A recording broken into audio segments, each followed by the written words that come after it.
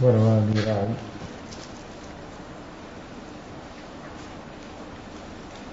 पर्युषण पर्व लास्ट दिवस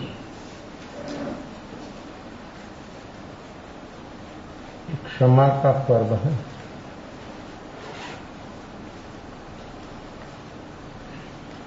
क्षमा सब जीवों की ओर अपनी क्षमा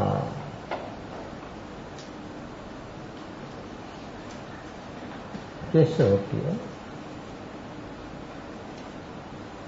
और क्षमा तो क्षमा, लेकिन क्षमा का भी प्रकार है।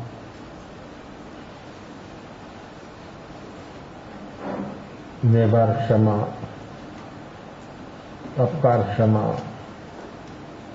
उपकार क्षमा, वचन क्षमा,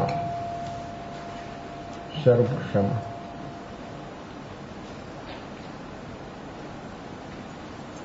सर्व क्षमा तक पहुंचने के लिए व्यक्ति वर्तमान में जो क्षमा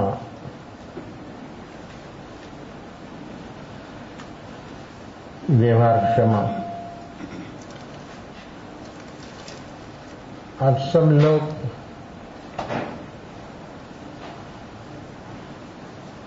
व्यवहार क्षमा में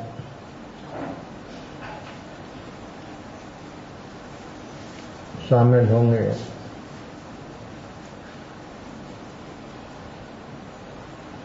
स्वयं का प्रतिक्रमण के बाद आप लोग क्षमा व्यवहार क्षमा,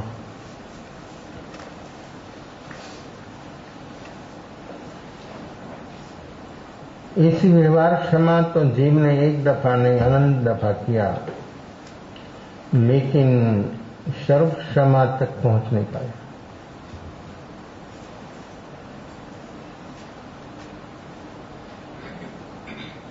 सर्व क्षमा ये अपना स्वभाव है।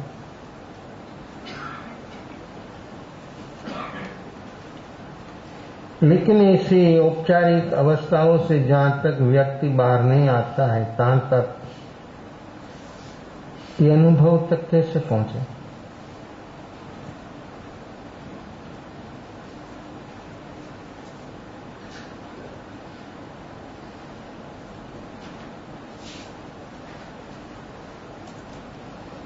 अपकार क्षमा,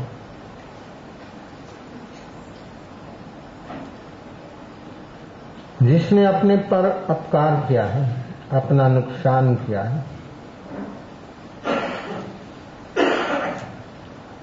उसकी ओर अपनी क्षमा हो सकती है।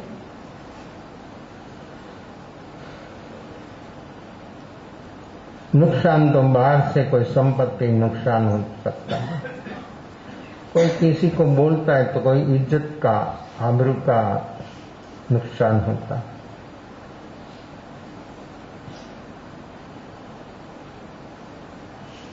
ऐसे भयंकर अपकार करनारे व्यक्ति की ओर क्षमा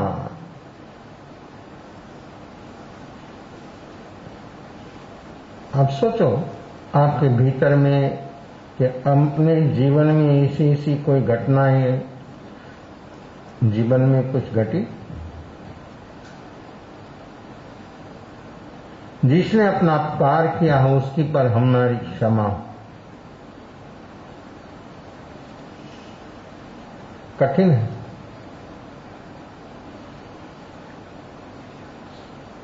अपकारी व्यक्ति को देखते ही व्यक्ति के भीतर में क्या होता है?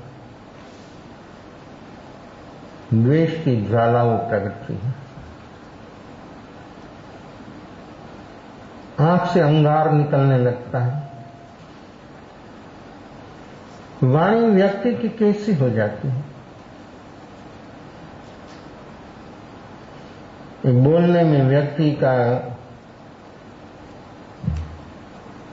किस बोलता है? जब द्वेष में होता है तब कैसा बोलता है?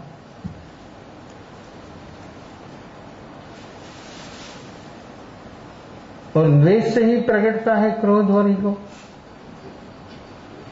अपने भीतर द्वेष है तो निश्चित है कि उसकी जड़ में क्रोध और ईगो है। ये प्रकृति उससे ऊपर उठना है, उसी से मुक्त होना है, ये पवित्र होना। ये लोकोत्तर पर्व पवित्र बनाने के लिए है। और पवित्र व्यक्ति तभी हो सकती है जब व्यक्ति के भीतर में प्रकृतियों से ऊपर उठे तभी। जहां तक व्यक्ति का प्रकृति के साथ तालमेल है, तहां तक व्यक्ति कभी भी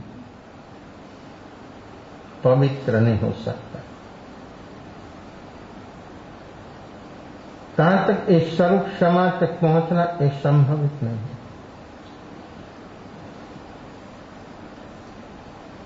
परिधि के क्षेत्र में जो व्यक्ति जीता है, उसके जीवन में ऐसी ऐसी बहुत घटनाएं घटती हैं। जहां आम लोग रहते हैं, वहां पर ऐसी घटना तो कदम कदम पर होती है।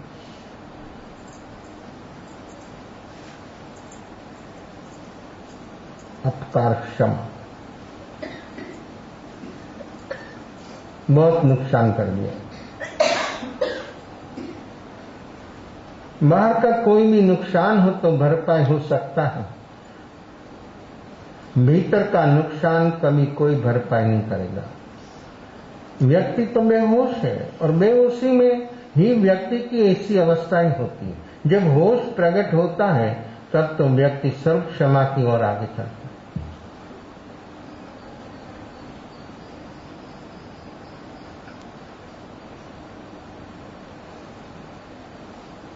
किसी ने ऐसी अपने को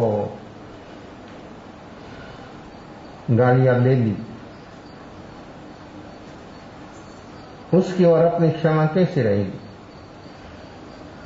आपका फिर अतीत का वो व्यक्ति मित्र हो, मित्र होने पर भी व्यक्ति की उस समय पर अवस्था कैसी होती, कैसे हो जाती?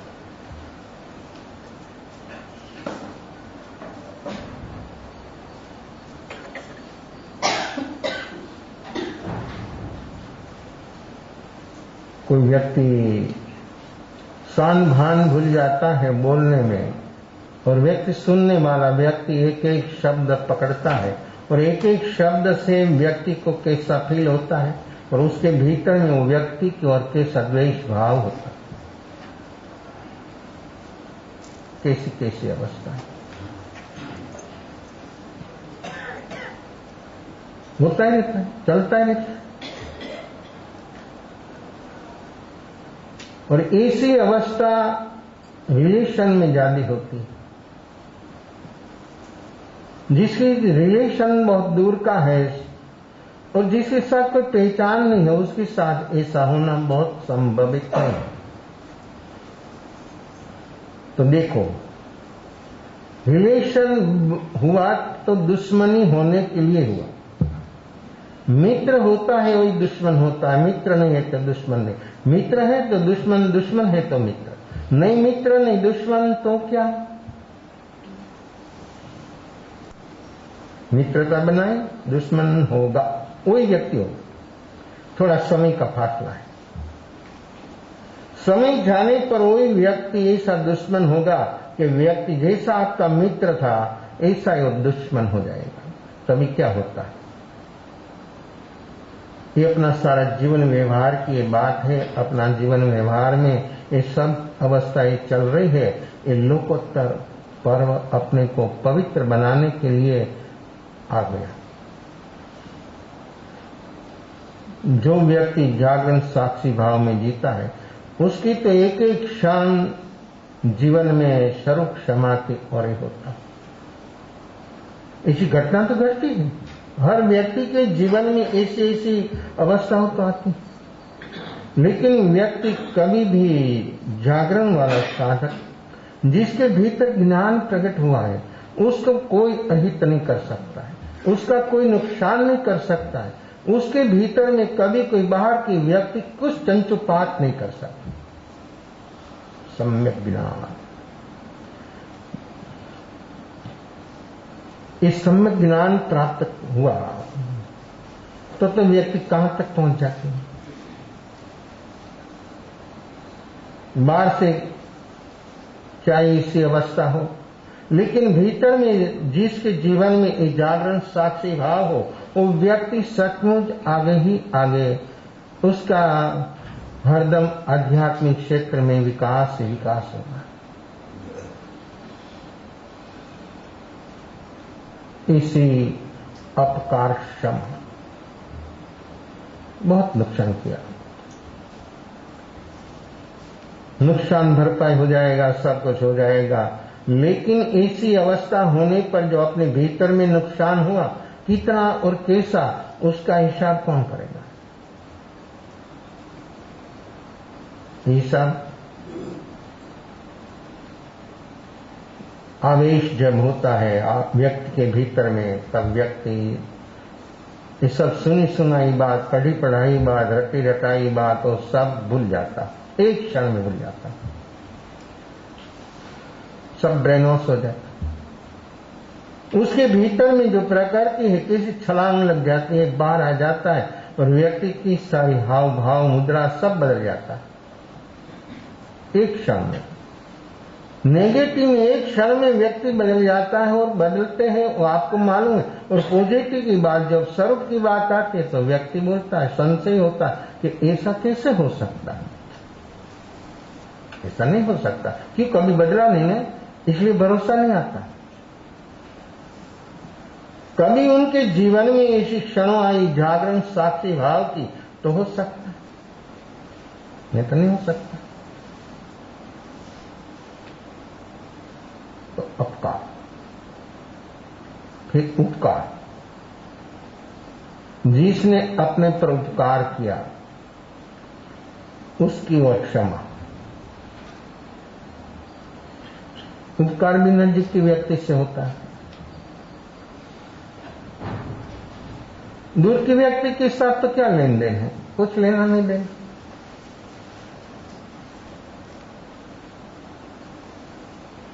कितना उपकार,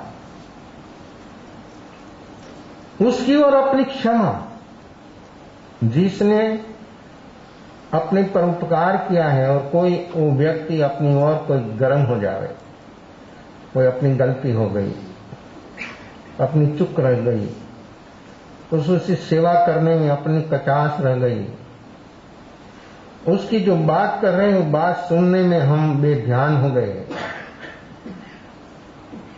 उस समय पर व्यक्ति थोड़ा गर्म होता है, उपकार किया है। लेकिन एक क्षण के लिए इसी अवस्था में व्यक्ति जब आती है तब व्यक्ति की भीतर की अवस्था क्या होती है? उपकार किया। अपने जीवन में कितना जीवों का उपकार है, कितना जीव अपने पर उपकार है।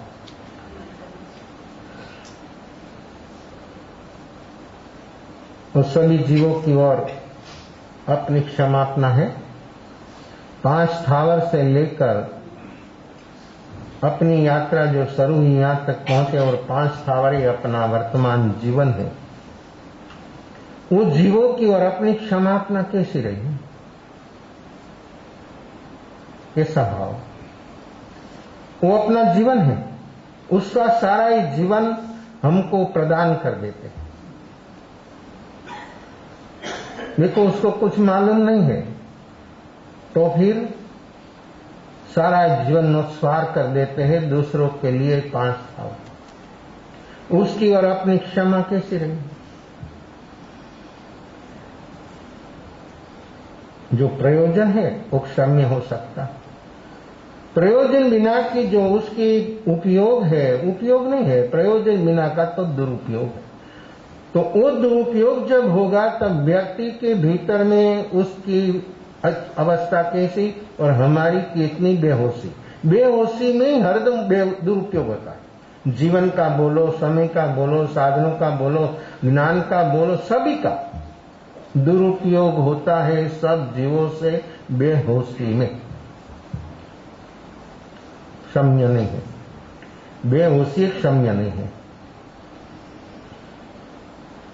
बेहोशी में व्यक्ति जहां तक रहेगा तहां तक ऐसी ही अवस्था चलेगी, बाहर कैसे आएगा? तो होश, ये जागरण साक्षी भाव जो व्यक्ति के भीतर में प्रकट हो तो ही व्यक्ति उसी से बाहर आएगा और दूसरों सभी जीवों की ओर एक क्षमा। अद्भुत पर्व है, अपूर्व अपूर्व का अपूर्व प्राप्त हो ऐसा एक पर्व है संवत्सरी महापर्व। सभी जीवों की ओर ऐसी क्षमा तो उपकार क्षमा। मां बाप का उपकार संतानों की ओर कितना है, प्रत्यक्ष सामने।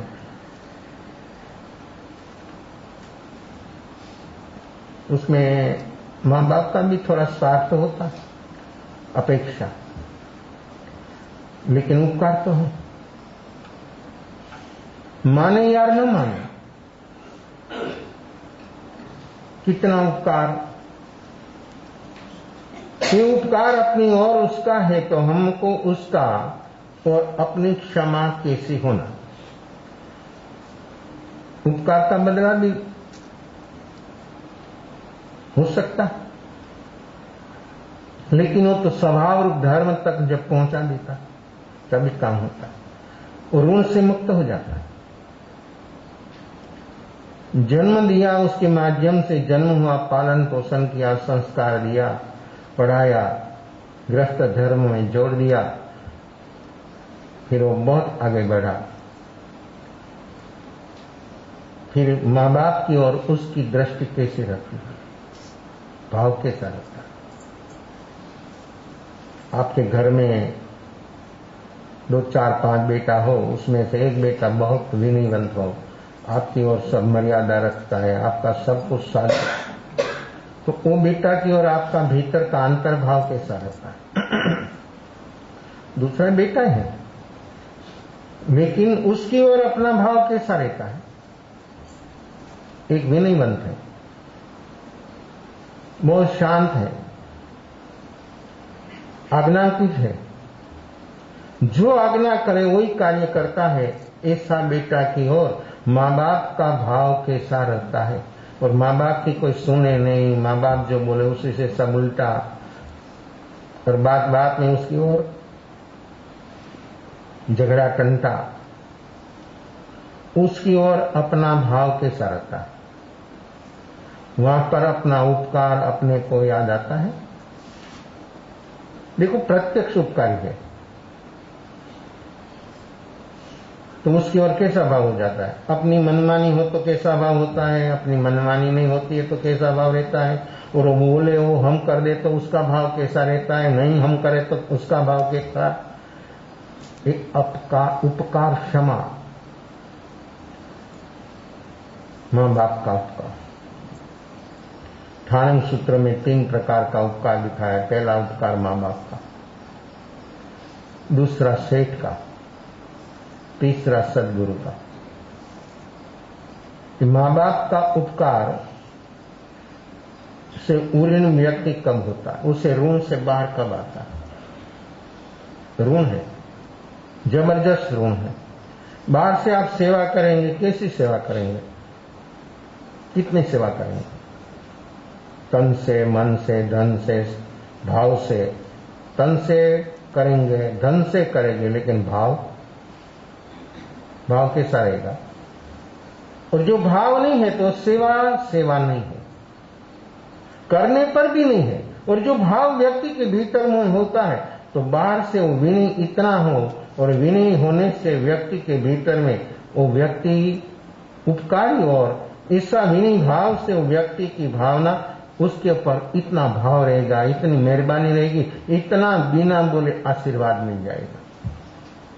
विनय, ये तो लौकिक विनय की बात है आएगा। तो लौकिक विनय भी जो व्यक्ति में नहीं होता है तो लोकोत्तर विनय है, वो कैसा है।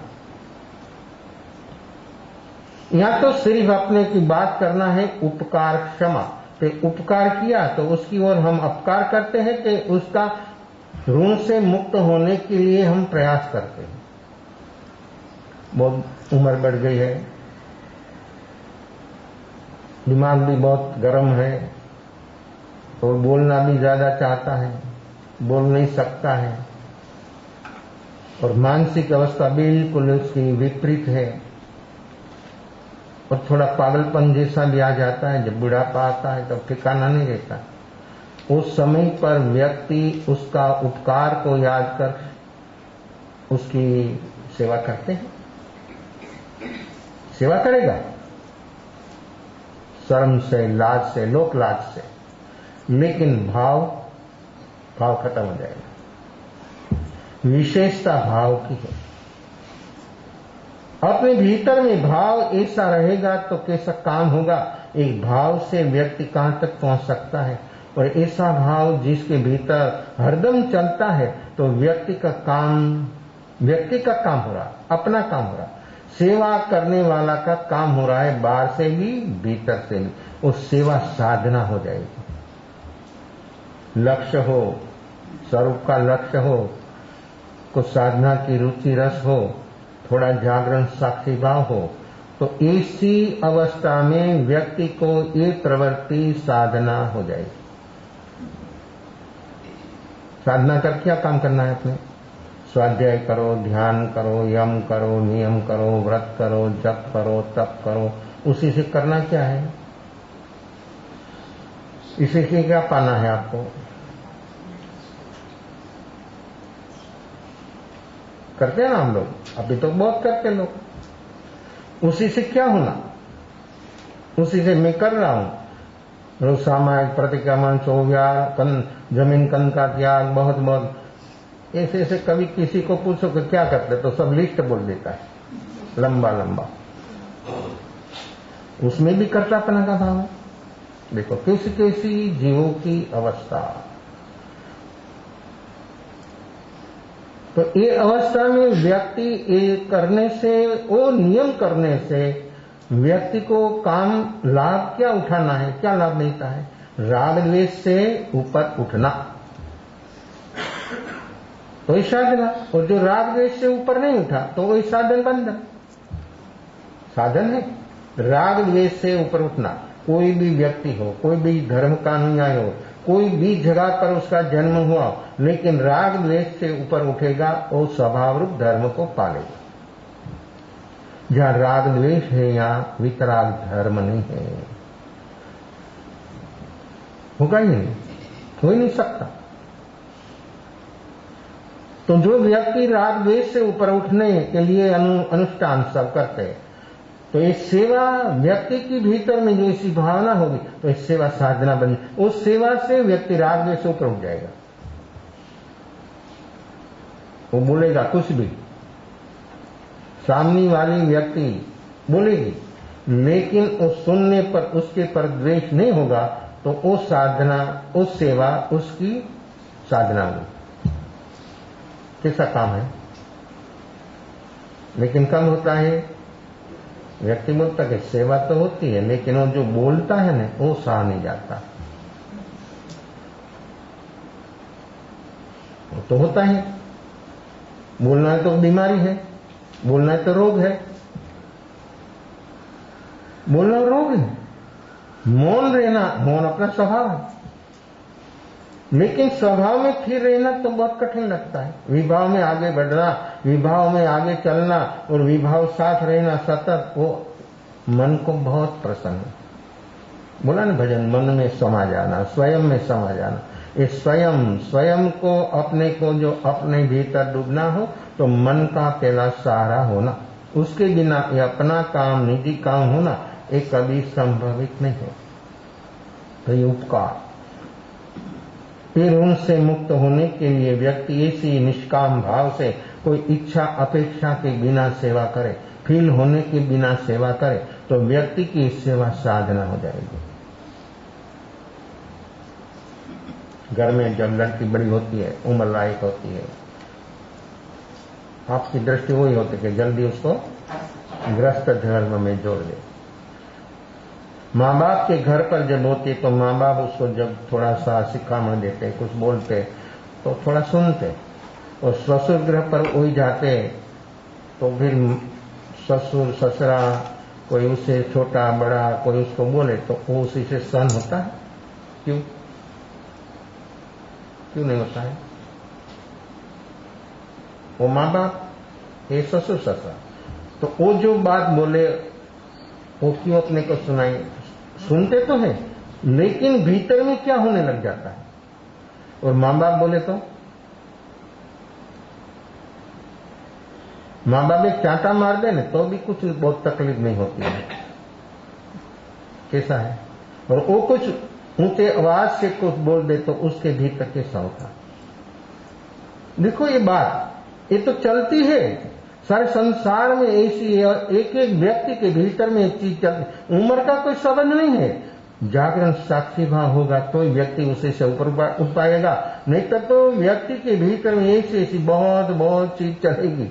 और राग द्वेष कितना चलेगा, और राग द्वेष का जहां भाव होता है, राग द्वेष में व्यक्ति रहता है, वहां तो कैसा परेशानी है। सब प्रकार के शारीरिक मानसिक सब प्रकार से व्यक्ति दुखी दुखी हो जाता है, बेचैन हो जाता है, खाना नहीं भाता है, बोलता नहीं। दिवसों तक व्यक्ति की अवस्था शारीरिक और मानसिक कैसी हो जाती है, वो कैसे होता है। तो वहां भी बोलते हैं, यहां भी अपने को बोलते हैं, अपनी कोई गलती हो गई तो बोले तो स्वीकार करना, उपकारी और अपनी क्षमा, उपकार क्षमा की बात चल रही। ये संसार में अपकार और उपकार क्षमा तो क्षण क्षण पर हो सकती है, लेकिन लक्ष्य जो हो स्वरूप का, साधना का, ये मनुष्य जीवन को सफल बनाने का, तो अपनी सारी दिनचर्या साधना हो जाती है, ये काम अपना हो जाता है। उसकी अवस्था वो सुधरे कि न सुधरे, हमारी भीतर में हमारी क्रांति जब थी, भ्रांति मिट जाएगी। जो व्यक्ति ऐसी अवस्था में राग द्वेष जो नहीं होगा तो सचमुच वो व्यक्ति हलवा रहेगा, फ्री रहेगा, टेंशन तनाव रहित रहेगा, इतना भाव से उसका काम करेगा। वो व्यक्ति भी देखेगा कि मैं इतना बोलता हूं तो फिर मेरा काम कर देता। कैसा भाव, कैसे कैसे व्यक्ति की अवस्था, अंतर अवस्था बिना बोले धीरे धीरे धीरे सुधरते। बोलने से नहीं सुधरेगा, लेकिन अपने काम करने का ढंग, उसके बोलने पर अपना ध्यान नहीं रखना और काम अपने भीतर से भाव से करना, उसकी सेवा जो करने का हो, जो जो कार्य करना हो, इतना भाव से जो व्यक्ति करेगा तो सचमुच वो व्यक्ति धीरे धीरे बदलेगा। पॉजिटिव में बदलने में बहुत समय लगता है, नेगेटिव में तो एक क्षण में, एक ही क्षण। तो माँ बाप की सेवा उपकार है, उपकारी की सेवा, कितनी सेवा, कहां तक सेवा कि अपनी चमड़ी खोलकर उसकी मोजड़ी बनाकर पहना दे तो भी उसका ऋण से मुक्त नहीं हो सकता। ऐसा उपकार है। तो ये अपनी सेवा तो बिल्कुल बाहर की है, वहां तक तो पहुंचता नहीं। लेकिन व्यक्ति के भीतर में जो द्वेष भाव नहीं होगा तो सचमुच उसका काम हो जाएगा। ये सेवा है, उपकार क्षमा, वचन क्षमा। कैसी क्षमा, वचन क्षमा। चाहे ऐसा बोल दे, चाहे ऐसा बोल दे तो भी उसकी ओर अपना भाव बदले नहीं। ये अपनी सारी दिनचर्या में वो चलता है, कदम कदम पर यह अवस्था आती है अपने जीवन में। कभी अपने भीतर अपने मन में क्या होता है, क्षमा, वचन क्षमा, अपकार उपकार वचन क्षमा। वचन, ऐसा व्यक्ति वचन बोले तो सामान्य व्यक्ति चाहे इस आवेश में हो तो भी व्यक्ति शांत हो जाता है, और ऐसा वचन बोले तो सामान्य व्यक्ति चाहे इतनी शांत हो तो भी आवेश में आ जाता है। विनयवान शिष्य होता है तो क्रोधी गुरु को भी शांत बना देता है, और अविनीत शिष्य होता है तो शांत गुरु को भी क्रोधी बना देता है। उत्तराध्ययन सूत्र पहलाध्ययन में विनय श्रुत में बात आती, शांत कोमल एक साथ गुरु को भी ऐसा अविनीत शिष्य क्रोधी बना देता है। ऐसी उसकी वाणी है कि जिसकी कोई सीमा नहीं। तो ये वचन क्षमा, ये वचन बोलने में अपना भाव कैसा रहता है, ये मलम वचन मलम पट्टा हो सकता है। और मलम एक घाव भी हो सकता है, भयंकर घाव हो सकता है। शब्दों से भयंकर घाव होता है। कोई शस्त्र का घाव तो रुक जाएगा, चमड़ी आ जाएगी, लेकिन शब्द का घाव कभी व्यक्ति भूलता नहीं। जीवन भर अनंत काल से व्यक्ति की कैसी कैसी अवस्था होती है, और एक एक शब्द जिसके जीवन में आता है वो शब्द ऐसा बाण जैसा आता, तीर जैसा चुभ जाता है, आर पार निकल जाता है, जीवन में गांठ बना देता है। शब्दों से गांठ हो जाती है, और एक गांठ का रटन करते करते कितना जन्म अपना बढ़ जाता है। लेकिन क्षमा, कैसी क्षमा? वचन क्षमा, कैसी क्षमा है? सामने वाले व्यक्ति कुछ भी बोले तो हमको वो पकड़ना नहीं, और उसकी ओर ऐसा सुंदर शब्दों से जो उसकी ओर भाव व्यक्त करे तो व्यक्ति का क्रोध शांत हो जाता है, बिल्कुल स्वस्थ हो जाता है। ये अपनी शारीरिक, मानसिक और आध्यात्मिक स्वस्थता है, और ये स्वस्थता अपनी सारी जीवन में बहुत बहुत उपयोगी है, और व्यक्ति आध्यात्मिक क्षेत्र में प्रवेश करने के लिए ये चीज बहुत जरूरी है। चाहे ऐसा टेढ़ा मेरा शब्द बोल दे तो भी पकड़ना नहीं, लेकिन बहुत कठिन है। कठिन इसलिए है कि अपनी बेहोशी है, इसलिए जो अपने भीतर होश होता है तो सब एक व्यवहार क्षमा, अपकार क्षमा, उपकार क्षमा, वचन क्षमा कोई तकलीफ वाला नहीं है। और जो व्यक्ति के भीतर में जागरण साक्षी भाव नहीं है तो एक भी क्षमा जीवन में आए ऐसी कोई संभावना नहीं। और एक क्षमा जो अपने जीवन में आएगी नहीं तो ये मनुष्य जीवन तो क्या होगा? एक संवत्सरी पर्व, एक वर्ष तक जिसके साथ अपना जो जो कुछ हुआ है वो याद कर, शाम के प्रतिक्रमण के समय पर आप उसके सामने जाकर, जिसके साथ आपका ऐसा हुआ हो उसके सामने जाकर, परोक्ष नहीं, सामने जाकर उसका चरण छूकर, पैर छूकर, व्यक्ति जो सही अर्थ में क्षमा मांगेगा तो वो व्यक्ति भीतर से उसका जो घाव है, वो जो ग्रंथि है, ये ग्रंथि जो खुलेगी तो अनंतानुबंधी से मुक्त हो जाएगा। अनंतानुबंधी की स्थिति है जीवन भर की। उस स्थिति को खत्म करने का एक उपाय है, एक क्षमा, एक वचन क्षमा। एक वर्ष पर एक दिन गया तो अनंत काल हो गया, फिर खुलना अनंतानुबंधी में चला। ये अनंतानुबंधी से वापस आने के लिए और अनंतानुबंधी कषायों से ऊपर उठने के लिए एक क्षमा है, कोई भी क्षमा, लेकिन व्यक्ति के भीतर में ऐसा लक्ष्य होना तो ये अनंतानुबंधी का क्रोध, मान, माया, लोभ जहां तक है तहां तक बोधि, सम्यक दर्शन, इस सम्यक दर्शन रूपी रत्न जो अपने को प्राप्त करना हो, अपना जीवन सुंदर द्रव्य और भाव से, निश्चय और व्यवहार से अपना जीवन उम्दा बनाना हो, श्रेष्ठ बनाना हो, तो एक जीवन अपनी वर्तमान अवस्था में एक क्षमा, वचन क्षमा बहुत कठिन। व्यक्ति के सामने शब्द आता है तो रोआ रोआ खड़ा हो जाता और व्यक्ति कैसा आग बबूला हो जाता है। ऐसी अवस्था से मुक्त होने के लिए वचन क्षमा, ये वचन ऐसा बोले, सामने वाला व्यक्ति ऐसे आवेश में बोले, लेकिन वो इतना शांत भाव से जो बात करेगा तो सामने वाले व्यक्ति चाहे इतना नुकसान कर दिया हो, वो मारने के लिए आ रहा है, लेकिन व्यक्ति सामने जाकर हाथ जोड़कर बोले कि मैं आपका दास हूं, मेरी गलती हो गई, माफ कर दो, तो व्यक्ति चाहे ऐसा हो, चाहे ऐसी अवस्था में हो, तो भी वो व्यक्ति आपको छोड़ देगा। लेकिन उसके सामने जो आप ऐसे खड़े रहे तो आपका सिर उड़ा देगा। इतना ये आवेश में है, ये आवेश से ऐसी अवस्था तक व्यक्ति पहुंच जाता है। लेकिन जो व्यक्ति ने ऐसी क्षमा मांग लिया, ये तो बिल्कुल वचन क्षमा कि मुझे क्षमा कर दो, मैं आपकी गाय हूं, बस। तो क्षत्रियो बहुत बहुत नुकसान सामने वाला ने किया, तो फिर जब सामने वाले व्यक्ति बोलते कि मैं आपकी गाय हूं, आपकी शरण में स्वीकारता हूं, बस इतना बोलते ही चाहे ऐसा कर दिया हो तो भी बोलता है जा माफ। कैसा है वचन क्षमा? वचन में कितनी शक्ति है, नेगेटिव और पॉजिटिव। सही शब्द और शांत भाव से जो व्यक्ति बोलता है तो उसकी असर कैसी होती है, आवेश से जो व्यक्ति बोलता है तो उसकी असर कैसी होती है। ये दोनों में अपने को राग द्वेष से ऊपर उठना है। वो क्षमा है, एक क्षमा का पर्व है। अपने को इस व्रत जप तप नियम जो किया हो सभी से अपने को ऐसी स्वरूप क्षमा अपने भीतर में होना, ख्याल करना, वर्तमान अपना जीवन का अवलोकन करना कि मेरे भीतर में ऐसी कोई क्षमा का अंश प्रकट हुआ। तो ये संवत्सरी महापर्व आपका अनंतानुबंधी की ग्रंथि खोल देगा।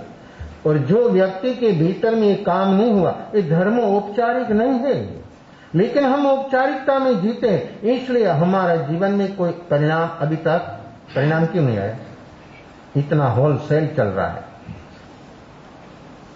कितना लोग कर रहे हैं, लेकिन परिणाम क्यों।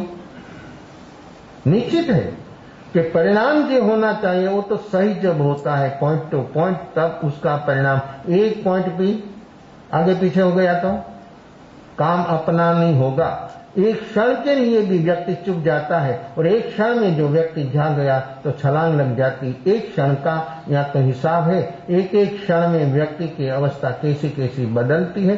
जो व्यक्ति सही अर्थ में ऐसी वचन क्षमा, ये वचन क्षमा में बहुत चीजों है, लेकिन ये सब चीजों व्यक्त करने के लिए अपने पास समय लिमिटेड है। स्वरूप क्षमा,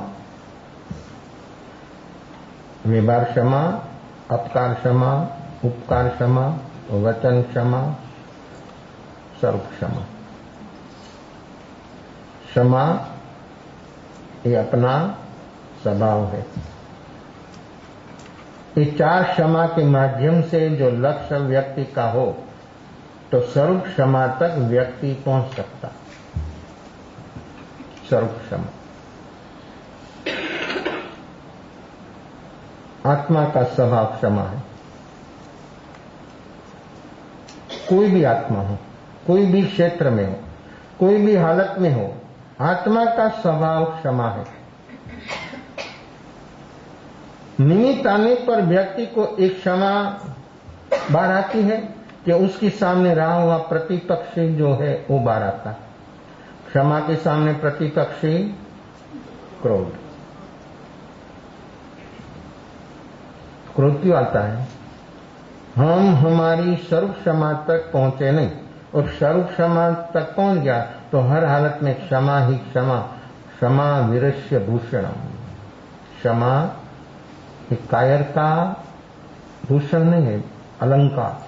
भूषण है अलंकार, वीर पुरुषों का ये अलंकार है। क्षमा वीर पुरुषों ही क्षमा ऐसे रख सकते हैं, कायर का काम नहीं है।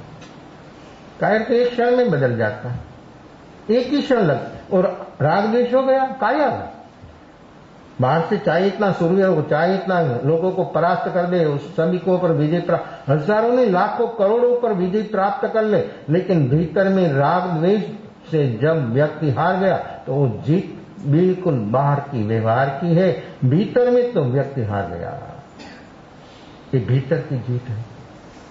ऐसी सही क्षमा अपने भीतर में जो प्रकट होगी तो इस भीतर का विजय कभी पराजय में बदलता नहीं। बाहर का विजय चाहे ऐसा हो तो भी पराजय में एक दफा बदल जाएगा। सामने वाले व्यक्ति इसलिए सक्षम हो जाएगी, तैयार हो जाएगी तो आपके ऊपर जीत प्राप्त हो जाएगी। लेकिन अंतर विजय, एक प्रकृति कोई पर विजय, कैसा विजय?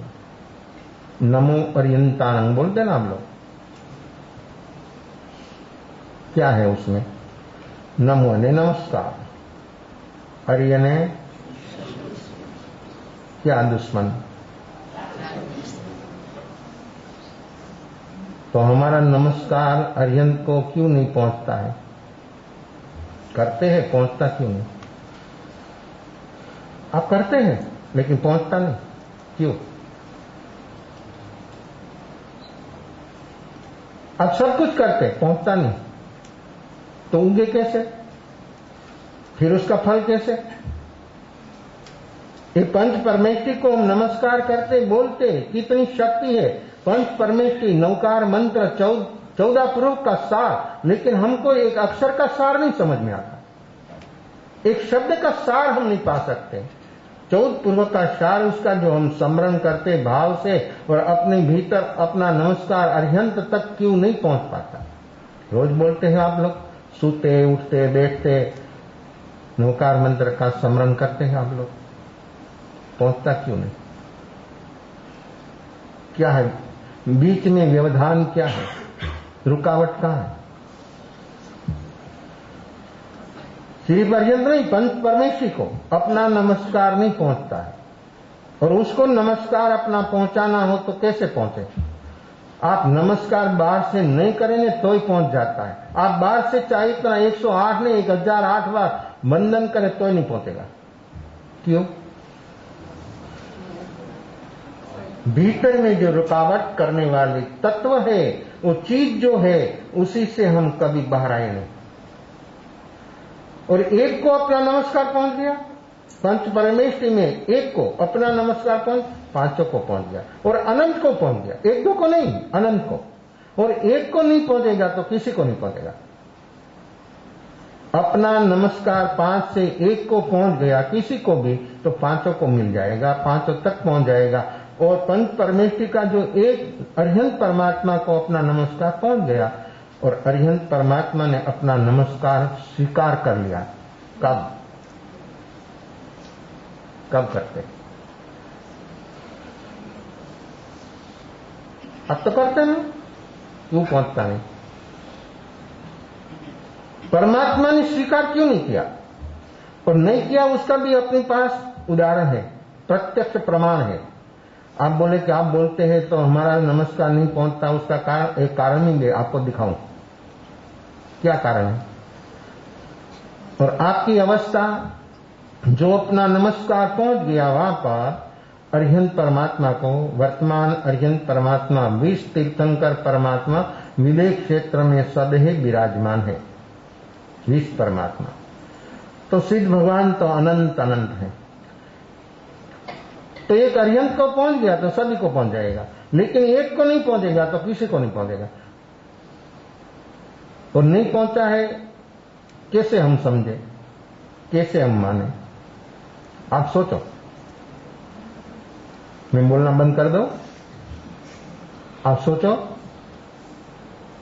डूबो भीतर तो आपको मालूम हो जाएगा कि मेरा नमस्कार परमात्मा तक क्यों नहीं पहुंचा अभी तक। रुकावट है, बीच में क्या है? क्षेत्र का अंतर है, काल का अंतर है, भाव का अंतर है, किसका अंतर है?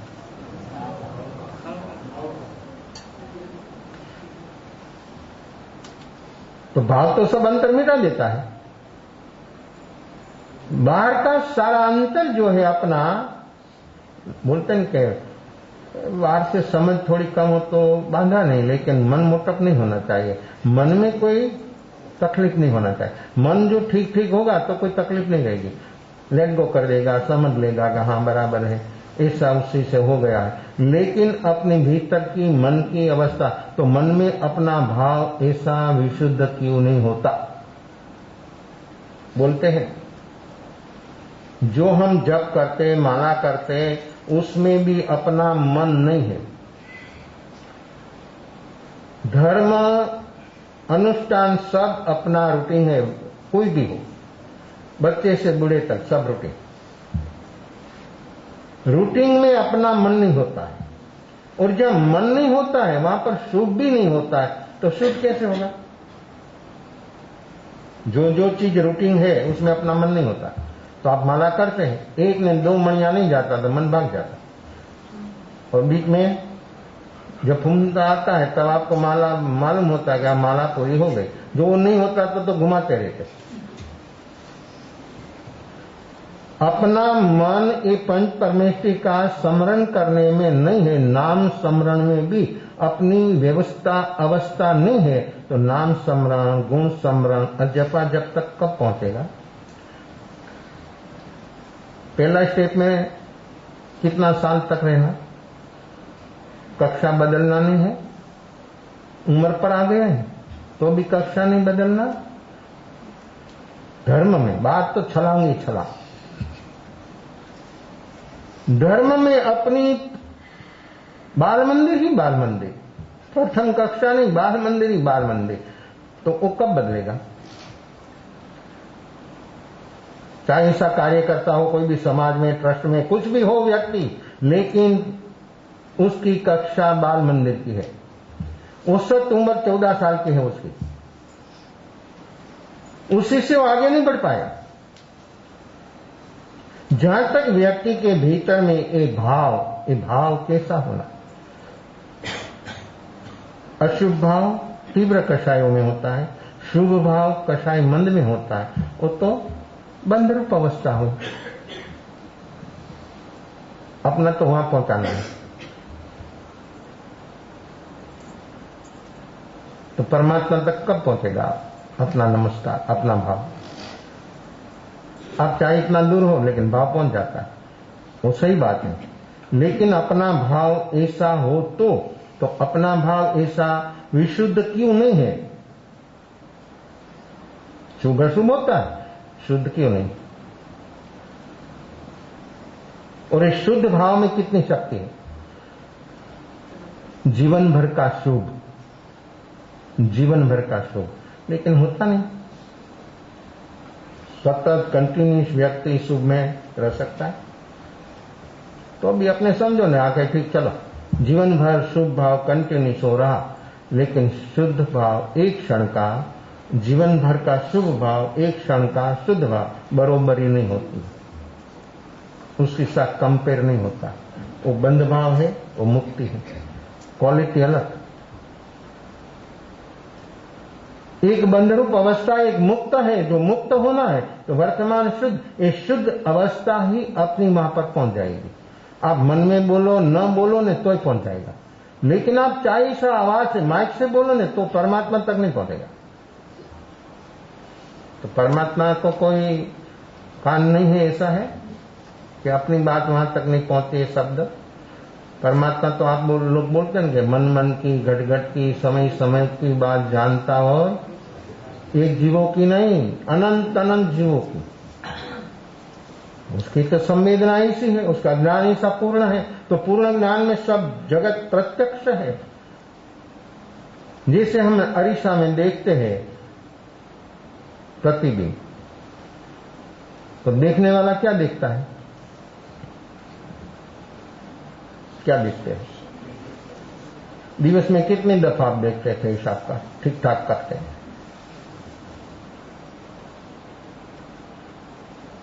आपको कभी ऐसा हुआ भीतर में लाइट? क्या बिंब ने प्रतिबिंब देखने वाला कौन? अब बिंब मैंने सारी, प्रतिबिंब ने अरीसा में जो उठता है प्रतिबिंब, वो दोनों को देखने वाला वेद ज्ञान हो जाता है भाई साहब। पर आपकी दृष्टि कहां है? आप क्या देख रहे हैं? किसको देख रहे हैं? आपको कब मालूम है? एक ऐसी प्रवृत्ति नहीं है, एक ऐसी घटना नहीं है कि जिसमें अपना लक्ष्य हो, जागरण साक्षी भाव हो, तो अपने को अपना बोध नहीं हो, सम्यक दर्शन न हो, ऐसी हो ही नहीं सकता। लेकिन अपना देखना कैसा होता है? बिंब को देखते ही आपको क्या भाव होता है? कैसा भाव रहता है? शरीर पर झुर्रियां हो गई, मैं बूढ़ा हो गया, बाल सफेद हो गया, मुंह में दांत नहीं रहा, आप वो सोचते नहीं? तो आप रखना मांगते तो रखो ने, क्यों नहीं रहता? आपका शरीर है ना, आपका शरीर है ना, तो आप रखना मांगते हैं तो भी वो क्यों बदल जाता है? आपकी तैनात में नहीं है, आपकी आज्ञा में नहीं है, वो आपकी नहीं सुनता है, तो हमारी आप लोग सुनते हैं? सब बातों पर से चली जाती है। बिंब और प्रतिबिंब देखने वाला तीसरी चीज है भीतर में, वो कभी वहां अपना लक्ष्य नहीं गया, हमारी दृष्टि वहां नहीं गई, तो एक व्यक्ति क्या देखेगा? क्या होगा? ये स्वरूप क्षमा। कैसी स्वरूप क्षमा है? बोला ना किरण भाई, महावीर साधना क्षेत्र में जब थे, तो आप बोलेंगे वो तो तीर्थंकर था, इसलिए वो आपके पास इतनी दलील है, इतना पंगु है आप लोग, सभी प्रकार, वो तो तीर्थंकर था, तो हमको आगे नहीं चलना है। हमारी बात तो बोधि की, सम्यक दर्शन की है, प्रथम कदम उठाने की। तो उसके कान में हिला ठोक दिया ने, क्या हुआ? भगवान महावीर साधना क्षेत्र में जब था तब मनुष्य का उपसर्ग आया, तिर्यंजों का आया, देवों का आया। तो फिर तीर्थंकर नाम प्रकट होने पर भी उपसर्ग आया, नहीं आ सकता है तो भी आया। अशाता विद नहीं होता नहीं, तीर्थंकर नाम प्रकट जब होता है तब अशाता विद नहीं होता, तो भी उसको आया, वो भी आया। तो फिर वो उनके जीवन में स्वरूप क्षमा, कैसी स्वरूप क्षमा? साधना क्षेत्र में था, सदमस्त था, 4 ज्ञान 14 पूर्व हो ने तो भी सदमस्त, उसी से भी च्युत हो सकता है। 9 पूर्व ज्ञान पढ़ा हुआ व्यक्ति भी मिथ्यार्थी हो सकता है, चाहे ऐसा वक्तव्य दे सकता है, लेकिन भीतर में स्वरूप का लक्ष्य चुक गया, खलास। यहां तो एक क्षण की बात है, एक क्षण में कहां से कहां उलट पुलट हो जाता। स्वरूप लक्ष्य जो नहीं रहता है तो व्यक्ति के भीतर में एक स्वरूप क्षमा का दर्शन होना ये संभावित नहीं है। एक स्वरूप क्षमा क्या हुआ? चंदकोसी ने काटा, क्या हुआ? संगम देव ने एक रात में 22 प्रयोग किया, मरणांत उपसर्ग, 1-2 नहीं 22 प्रयोग किया, थक गया, देव थक गया, वो खड़ा है ध्यानस्थ। भगवान ने आकर वो खड़े थे ध्यानस्थ, और 2 पैर और एक रखा पत्थर, उसके पर हंडी रखी, उससे में खीर पकाई, तो भी हिले नहीं, पैर नहीं हिला। क्यों नहीं हिला? उपसर्ग, एक स्वरूप क्षमा, क्या था? थोड़ा जो हिलता तो हांडी नीचे, सब खत्म। पैर तो जला, अग्नि तो क्या, शरीर किसी का भी हो, अग्नि का काम तो जलाती है। वो नहीं सोचती कि तीर्थंकर है तो मैं ठंडी हो जाऊं, वो तो जलाती हो, उसका स्वभाव है। लेकिन अपना स्वभाव, अग्नि का स्वभाव, जलाने का अपना स्वभाव, अपना स्वभाव क्या? क्षमा। वो जलाते हैं अपनी भीतर, जो इसे क्षमा हो तो अग्नि शरीर को जलाती हो, देखता है कि जलता है, लेकिन मैं नहीं, मैं तो देखने वाला हूं, ये शरीर जलता है। नमी राज ऋषि 9वां अध्याय उत्तराज्ञान सूत्र, जो मुनि जीवन सिखा रहा, देखो उसको अशाता, कितनी भयंकर अशाता, उसमें उसको सम्यक दर्शन जाति समझ ज्ञान हो गया। कैसी अशाता? इसलिए मैं बोलता हूं कि धर्म हर हालत में, हर संयम, आपकी मान्यता ऐसी कि शरीर सुखाकारी हो तो नहीं होगा, 3 काल में नहीं होगा। वहां शरीर का लक्ष्य आपका होगा, आप शरीर के साथ एक रूप हो गए। अशाता में आत्म ध्यान, सात्ता में आत्म ध्यान, धर्म ध्यान कब? वो कब? सात्ता में भी आत्म ध्यान, अष्टा में आत्म ध्यान, धर्म ध्यान कब? 100% लोगों की मान्यता है कि शरीर सुखाकारी हो तो धर्म ध्यान होता है। धर्म ध्यान नहीं होता है, कर्म ध्यान होता है, आर्त रौद्र ध्यान होता है। धर्म ध्यान तो वो साता और असाता दोनों से ऊपर उठने पर होता है, धर्म ध्यान तब शुरू होता है। पर नमी राज ऋषि सोना के पलंग में सोया है और शरीर में इतनी जलन सी, इतना जलन कि जिसकी सीमा नहीं। जैसे किसी को और किसी को जलन सी होती है तब क्या होता है, उसका मन तन वाणी कैसा हो जाता है। ऐसा उसको एक दर्द हुआ, बहुत वैद्य हकीमों आया, बहुत उपचार किया, लेकिन कुछ नहीं हुआ। फिर बावना चंदन, उसकी रानियों 700 रानी थी उसके अंत्यउर में, नमी राजा के अंत्यउर में 700 रानी। वो रानियों सब चंदन घिसने के लिए लग गई, तो उसके पर शरीर पर लेप, बावना चंदन, उसकी शीतलता कैसी, तेल उबलता हो, उसमें घिस कर भावना चंदन एक बूंद रख दो तो तेल ठंडा हो जाता। एक वस्तु पुद्गल की ताकत कितनी, आत्मा की ताकत तो हम भूल ही गए। अपनी आत्मा की शक्ति क्या है, उसमें सामर्थ्य क्या है, उसमें क्या क्या चीज है, वो तो हम सब भूल गए। तो ईसा भावना चंदन उसके शरीर पर सोना से ज्यादा महंगा भावना चंदन, उसका लेप आंख को छोड़कर सारे शरीर पर होता था तो भी उसको शीतलता का अनुभव नहीं होता था। तो उसके शरीर में क्या दर्द है। तो 700 रानियों एक साथ वो काम पर लग गए, तो हाथ में पहनी हुई चूड़ियां तो टकराने लगी, आवाज आने लगा।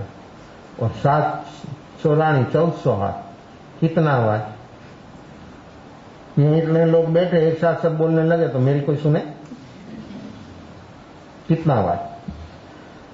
और जो दर्दी होता है उसको आवाज दुख रूप होता है। कोई भी दर्दी हो उसके सामने जाकर आवाज से आप बोल, जोर से टीवी रख दो, उसको आगे से आएगा, खड़ा होकर टीवी तोड़ देगा।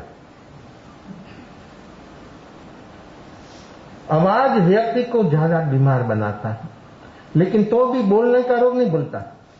क्या है, कैसा है, कैसी कैसी अपनी आदत है, कैसी कैसी अपनी अवस्था ये चल रही है।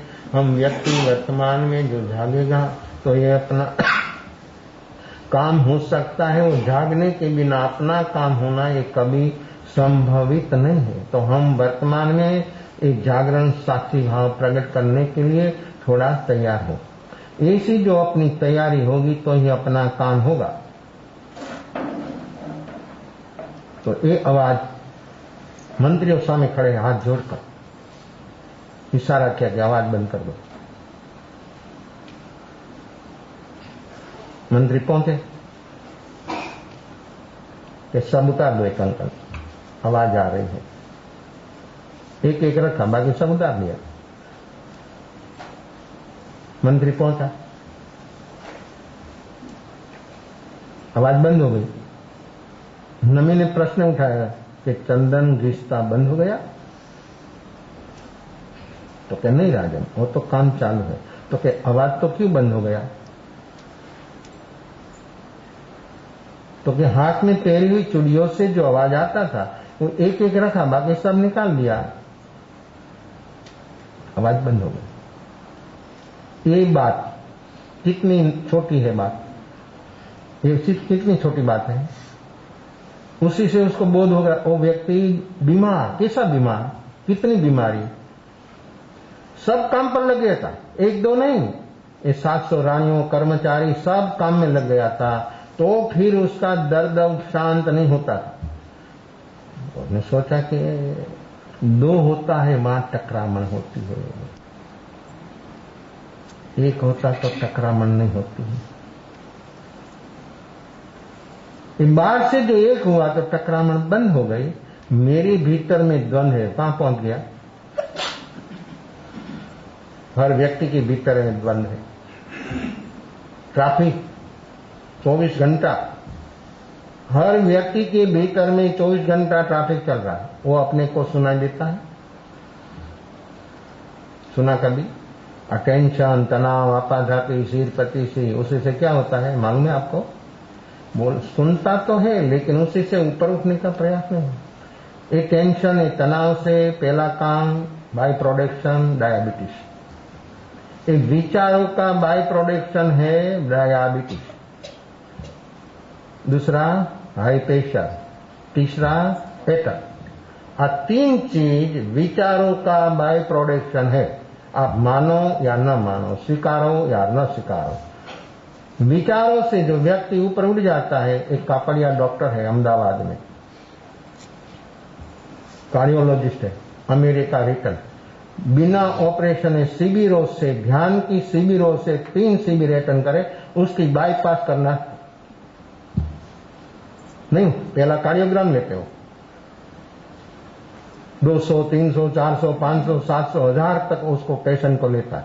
सभी का कार्डियोग्राम ले, फिर शिविर पूर्ण होने के बाद ले, तो 4 आनी, 6 आनी, 8 आनी उसको लाभ होता है। 3 शिविर में उसको बाईपास करना छूट जाता है।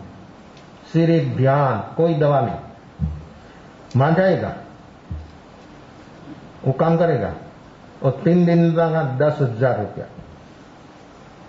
3 दिन का 10,000 रुपया वहां देगा, रहेगा, सब करेगा। क्यों? जीना है, जीना है। वो जिंदा है तो भी मरा हुआ है, जिंदा कहाँ है? वो मानता है, वो देखता है। जिंदा तो तभी होता जब बोधि होता है तब। जहां तक बोधि नहीं है तहां तक तो क्या जीना बोलना, नाम मात्र से, औपचारिक दृष्टि से। जैसे आप धर्म ध्यान औपचारिक करते, कुछ नहीं पहुंचा, अभी तक नमस्कार भी नहीं पहुंचा, तो दूसरा क्या पहुंचेगा? और पहुंचा तो लाभ होने बिना रहता ही नहीं। बदलाव होता है भीतर से। तो नमी राजा भीतर में डूब गया, भीतर का जो ट्रैफिक था बंद हो गया। देखा एक द्वंद, भीतर में राग द्वेष देखा, ऐसा देखा, ऐसा देखा, डूब गया भीतर, सोया था। भयंकर दर्द शरीर में, तो भी देखने का अभ्यास इतना गहरा हुआ, राग द्वेष स्टॉप, बंद, विचार बंद। विचार बंद नहीं होगा, राग द्वेष बंद होगा तो विचार बंद होगा। राग द्वेष बंद होने के बिना विचार कभी बंद होता, एक कारण है। राग द्वेष विचारों का कारण है, वो कारण बंद, कार्य बंद। विचार बंद हो गया, डूब गया। स्थिति कितनी? अंतर में 2 घड़ी में उसको असम्यक दर्शन, जाति समण ज्ञान, दर्द गायब, खड़ा हो गया। मंत्री लोग पूछने लगा कि क्या हुआ आपको? तो सब कुछ अच्छा हो गया, जो होने वाला था हो गया, सब ठीक हो गया। अभी सारी तकलीफ जो थी मिट गई। देखो कैसा है, सारी जो तकलीफ थी अभी तक, वो सारी तकलीफ मिट गई। बस ये तुम संभालना, मैं जा रहा हूं। देखो कैसा वैराग, भीतर से जागने से द्वंद बंद हो गया, विचार बंद हो गया, व्यक्ति उस सभी से ऊपर उठ गई। कैसी उसकी वर्तमान अवस्था हो गई? ये स्वरूप क्षमा कैसी है? ये भीतर से द्वंद बंद हो गया तो वैराग ही वैराग, ज्ञान ही ज्ञान कैसा होता है? मान सकते हैं कोई कि इतना समय में ऐसा हो जाता है इसी बीमारी में? तो कोई भी शरीर की अवस्था हो लेकिन अपने भीतर जागरण साक्षी भाव है तो सचमुच अपने को बोध हो सकता है और दर्द उपशांत हो जाता है। ये निश्चित है। लेकिन एक स्वरूप क्षमा भगवान महावीर को एक पैर पर हंडी रखकर वाल ने स्थिर पकाई तो भी नहीं हिला। क्यों? ये स्वरूप क्षमा कैसी है? स्वरूप क्षमा, ये स्वरूप क्षमा जब जीवन में आती है तब व्यक्ति सचमुच भीतर से बदल जाता है। ये भीतर के बदलाहट के बिना वो काम होना कभी संभवित नहीं। हम एक शब्द लेट गो नहीं कर सकते। ये व्यवहार, अपकार, उपकार, क्षमा, वचन क्षमा, लेकिन स्वरूप क्षमा का लक्ष्य हो तो सचमुच व्यक्ति वहां तक पहुंच जाता है। वो काम अपना है और अपने से होगा, उसके बिना अपना काम होना है कभी संभवित नहीं है। तो एक नहीं, 2 नहीं, बहुत बहुत प्रकार का उपसर्ग आने पर भी उसके भीतर में ऐसी क्षमा कैसे रही? तो भीतर से कषाय हो, भीतर में क्रोध हो और बाहर निमित्त हो और व्यक्ति बेहोश हो तो बाहर आता है। और व्यक्ति भीतर कषाय है, बाहर निमित्त है और होश है तो क्या होगा? तो क्या होगा? कैसी घटना घटेगी? भीतर क्रोध है, अभी तक उसी से ऊपर नहीं उठ पाया, बाहर में निमित्त है क्रोध का, लेकिन व्यक्ति के भीतर जागरण साक्षी भाव है, जागरण ऐसा तेज है तो क्या होगा? उस समय पर क्रोध नहीं होगा, क्रोध खत्म हो जाएगा और व्यक्ति साधना में आगे चलेगा, भीतर से निर्मल और पवित्र हो जाएगा और उसका कषाय उपशम क्षयोपशम क्षयरूप हो जाएगा और व्यक्ति को बोधि सम्यक दर्शन जल्दी से जल्दी प्राप्त हो जाएगा। तो कैसा काम है? लेकिन कौन बचाता है? अपने को बचाने वाला कोई तत्व हो तो जागरण साक्षी भाव आपका मन नहीं बचाएगा। आपकी बुद्धि ज्यादा से ज्यादा आपको विषामन खड़ी करेगी और ऐसा वमन खड़ा करेगा, तर्क ऐसा फिजूल का खड़ा करेगा बुद्धि। लेकिन व्यक्ति के भीतर जो जागरण साक्षी भाव है तो व्यक्ति उस समय पर सभी से ऊपर उठ जाएगा और अपना काम हो जाएगा। एक स्वरूप क्षमा, इस स्वरूप क्षमा तक पहुंचने के लिए बहुत जीवों प्रयास करते हैं, लेकिन 100 करते तो एकाध पहुंच सकता है, बीच में रुक जाता है। प्रयास तो है, रुक जाता है। निमित्त आया तो निमित्त आने पर व्यक्ति की हालत बदल जाती है, व्यक्ति की अवस्था भीतर की बदल जाती है, तो व्यक्ति रुक जाता है। रुकने वाली कोई चीज हो तो अपने लिए बेहोशी, होश होगा तो व्यक्ति को चाहे ऐसा निमित्त आए, चाहे ऐसी अवस्था हो, तो भी व्यक्ति वहां रुकेगा नहीं, कोई रुक नहीं सकता। आएगा, सब कुछ आएगा, लेकिन व्यक्ति आगे आगे आगे चलते चलते उसका जो लक्ष्य है वहां तक व्यक्ति पहुंच जाएगा। एक स्वरूप क्षमा, इस संवत्सरी महापर्व का मेन, ये पर्व समस्त पर्वों का सार है क्षमापना। इस स्वरूप क्षमा तक अपने को पहुंचना है। ऐसी स्वरूप क्षमा अपने जीवन में जो प्रकट होगी तो ये पर्व अपने को पवित्र हो जाएगा, हम निर्मल हो जाएगा। अपनी वर्तमान अवस्था कितनी अद्भुत और अपूर्व हो जाएगी। ऐसी क्षमा तक अपने को पहुंचना है तो अपने भीतर वो जागरण जो साक्षी भाव होगा, तो ऐसी क्षमा नहीं कर, क्षमा के बिना आप कोई भी जीव, जहां तक ऐसी क्षमा जीवन में प्रकट नहीं होगी तहां तक व्यक्ति सचमुच भटक जाता है, बाहर रह जाता है। जीवन में जो अनुभव करना है वो अनुभव होना कभी संभवित नहीं है। तो ऐसे एक दो नहीं, बहुत जीवों ने ऐसी स्वरूप क्षमा तक जो पहुंचा तो उसके जीवन में उसका काम कितना अद्भुत और अपूर्व हुआ। एक काम अपने से होना, अपने से हो सकता है, तो इस स्वरूप क्षमा तक कैसे पहुंचे? तो अपने भीतर जिस जिस क्वालिटी का जागरण हो ऐसे ऐसे अपना काम होगा। तो एक व्यक्ति की एक पर्व की आराधना, वैर से मुक्त हो जाना, भीतर से अनंतानुबंधी कषायों की ग्रंथि खोल देना, और एक ग्रंथि खुलने पर सही क्षमा, स्वरूप क्षमा प्रकट होगी तो अपना नमस्कार परमात्मा तक पहुंच जाएगा। ऐसी स्वरूप क्षमा जो अपने भीतर प्रकट होगी तो अपना नमस्कार परमात्मा तक पहुंच जाएगी, और परमात्मा तक अपना नमस्कार पहुंच गया तो सब जीवों की और अपनी क्षमा भी पहुंच जाएगी।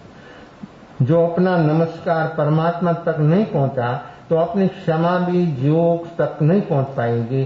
क्यों? हमारी भीतर में औपचारिकता रहेगी, तो औपचारिकता में काम होना कभी संभवित नहीं है। तो औपचारिक व्यवहार, अपकार, उपकार, वचन उसी से आगे चले और अपनी ऐसी स्वरूप क्षमा जो प्रकट हो जाएगी तो सचमुच व्यक्ति की वर्तमान अवस्था कितनी अद्भुत और अपूर्व हो जाएगी। ये अपना लक्ष्य होना, ये अपना लक्ष्य जो होगा तो ये काम अपना सचमुच हो जाएगा। उसमें कोई संशय नहीं है, उसमें कोई अपवाद नहीं है।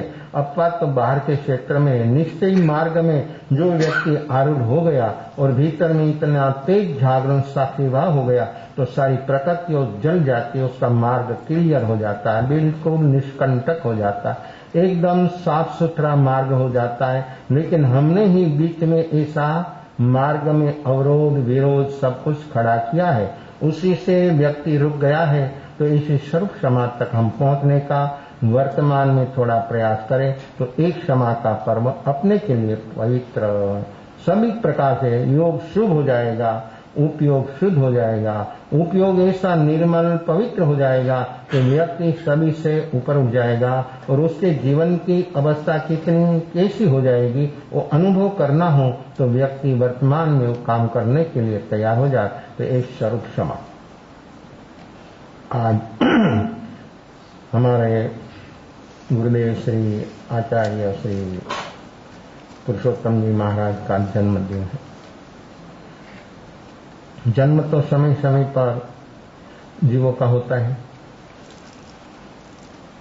चलता है।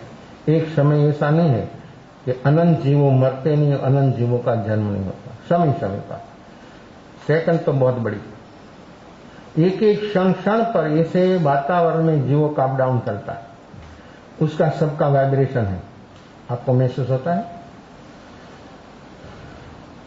ये वातावरण में अनंत जीवों का ट्रांसफर होता रहता है, आना जाना, जन्म मरण 24 घंटा, एक क्षण के लिए विराम नहीं।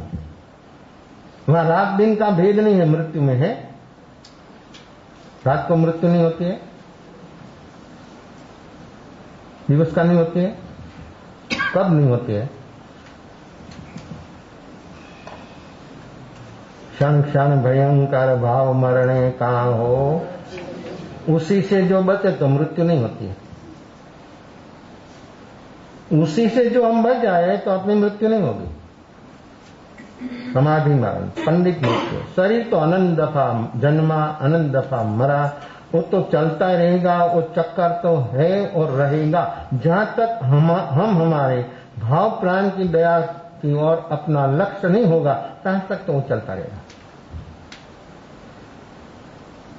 तो जन्म, जीवन और साधना। जन्म जब होता है बालक का, तब कोई ऐसा नहीं बोल सकता कि भावी में वो व्यक्ति कैसा होगा। और धर्म उदयजन्य नहीं है। धर्म कर्म के उदय से नहीं होता, धर्म होता है कर्म के उदय से ऊपर उठने से। जहां तक व्यक्ति कर्म के साथ एक रूप होगा, तहां तक स्वभाव रूप धर्म नहीं होगा।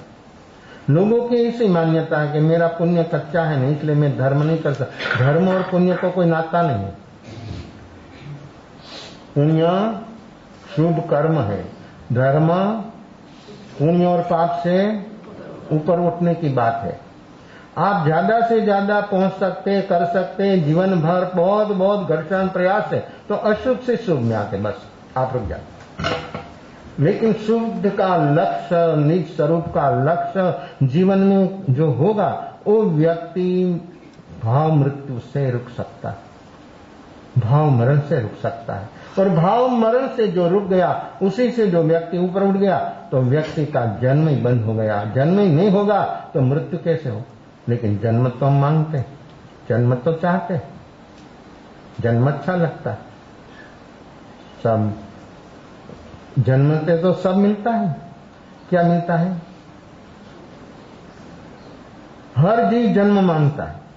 एंड समय पर भी जीव जन्म मांगता है। क्यों? कि यहां काम अधूरा रह गया, अभी भोग कम रह गया, तो दूसरा जन्म मांग। एक दूसरा जन्म होता है इसलिए कि वासना रह जाती है। वासना से जहां तक मुक्त नहीं होता, तहां तक दूसरा जन्म नहीं होगा, ऐसा प्रश्न नहीं है। एक वासना का अंत करना है। निर्वाण, उपसर्ग है, वाण धातु है, उसी से निर्वाण शब्द। किसका निर्वाण? उपसर्ग, वाण धातु, उसी से निर्वाण शब्द हुआ ग्रामर की दृष्टि से। तो ग्रामर पढ़े तो शब्द का तोड़कर विश्लेषण कर उसका शब्द का अर्थ बनाते। वाण ने वासना, ये वासना का निर्वाण। ये वासना से जहां तक व्यक्ति ऊपर नहीं उठेगा, तहां तक जन्म हो और अंत समय पर अधूरी रहती है। हर जीव की एंड पर बहुत रह गया, तो ये 100 साल से तो कहीं पूरा नहीं हुआ, तो कैसा करूं मैं? तो दूसरा जन्म हो तो पूरी हो जाएगी। हर व्यक्ति की अवस्था, हर जीव की अवस्था, अंत समय पर व्यक्ति की वासना पूरी नहीं होती, पूरी होती ही नहीं और हो ही नहीं सकती। इसलिए जन्म मांगता है तो निर्वाण करना है। वासना का निर्वाण तो जन्म ही नहीं। और जहां तक वासना है तहां तक जन्म 100%। उसी से ऊपर उठना, वो लक्ष्य अपना होना वर्तमान में, तो काम होगा। तो जन्म तो अनंत जीवों का समय समय पर होता है, लेकिन ऐसे महापुरुषों का जन्म कैसा होता है? जैसे तीर्थंकर परमात्मा का जन्म, कैसे जन्म कल्याण है। उसकी 5 जो घटना है वो कल्याण, खुद के लिए भी जगत के लिए भी कल्याण रूप है। देखो उसका मृत्यु निर्वाण भी कल्याण रूप है। अपना मृत्यु कितना दुख रूप है। क्यों? हम वासना लेकर मरते हैं, इसलिए दुख रूप है। उसका जन्म भी ऐसा है, उसका 5 जो हम बोलते कल्याणिक, उसमें वासना से ऊपर उठने के लिए है। और निर्वाण तो इस सारी वासना वो खत्म हो गई, जल गई, इसलिए तो दूसरा जन्म नहीं होगा। इसलिए निर्वाह। तो जन्म, कृषिकार परिवार में जन्म हुआ उसका। जो कृषिकार जो है वो खेती छोटी उम्र में कैसा होता है, गर्भश्री में घर था, लेकिन देखो सब पुण्य की अवस्था है। उसकी छोटी 10-11 साल की उम्र पर मां बाप का वियोग हो गया। समूह में रहते थे सब, श्रीमंत थे, लेकिन संपत्ति कैसे से कहां कैसे जमीन में गड्डी थी। एक समय था रानी सिक्का का रुपया और सोना और सब घड़ा में रखकर जमीन में दीवालों में रख देते। तो जिसने रखा था वो चल बसे, किसी को बोला नहीं कि ये चीज यहां पर है। तो देखो कैसा होता है, घर में लाखों रुपया होने पर भी व्यक्ति को मालूम नहीं है तो कैसा होता है, कैसी अवस्था। क्या घर में है, खुद का है, मालिक है, तो फिर खबर नहीं है तो कितनी परेशानी, कितना दुख, कितनी तकलीफ। ऐसी हमारी भीतर में जवेरात है, हमको मालूम है, वो मालूम नहीं है ना, इसलिए हम दुखी है। अपनी भीतर जो जवेरात है, जो मालूम हो गया तो अपना दुख गया, लेकिन उसकी कोई हमको परवाह नहीं है, उसकी कोई परवाह नहीं है। हमारा लक्ष्य तो सिर्फ बाहर का जगत का है, और बाहर के जगत में जहां तक अपना लक्ष्य रहेगा तहां तक अपना ऐसा ही द्वंद्व चलेगा, राग द्वेष, उससे सिवाय दूसरा कोई नहीं। जन्म, इसी छोटी अवस्था में बहुत बहुत प्रतिकूलता आई। 14 साल की उम्र पर 56 का दुष्काल। तो दुष्काल के समय में 1.5 साल कोई बारिश नहीं हुई। 1 साल तो गया, दूसरी साल भी आधा चतुर्मास चला गया, तब बारिश हुई। तो हम लोगों के पास पैसा था, श्रीमंत लोग जो था, तो ऐसा है एक पल्ला में साचा मोती और एक पल्ला में ज्वार। तो मोती मिलते थे, ज्वार नहीं मिलती थी। मोती की बरोबर ज्वार नहीं मिलती थी। तो मोती पीस कर कोई खाते, सोना तो चाहे इतना हो, टनों टन, लेकिन उसकी रोटी होती है किसकी बनाना है? आपका लक्ष्य क्या है? सोने की बनाना है। सोना खाया जाता है, सोना भूख मुक्ताता है। सोने से तो व्यक्ति जो लगा होगा ना, तो कहां पहुंच जाएगा मालूम है आपको? सोना नहीं, सोना हो, मोती हो, जवेरात, वो नहीं, वो तो एक माध्यम है। उसकी ओर जो अपना लगाव है, अटैचमेंट है, वो आपको कहां पहुंचा देता है।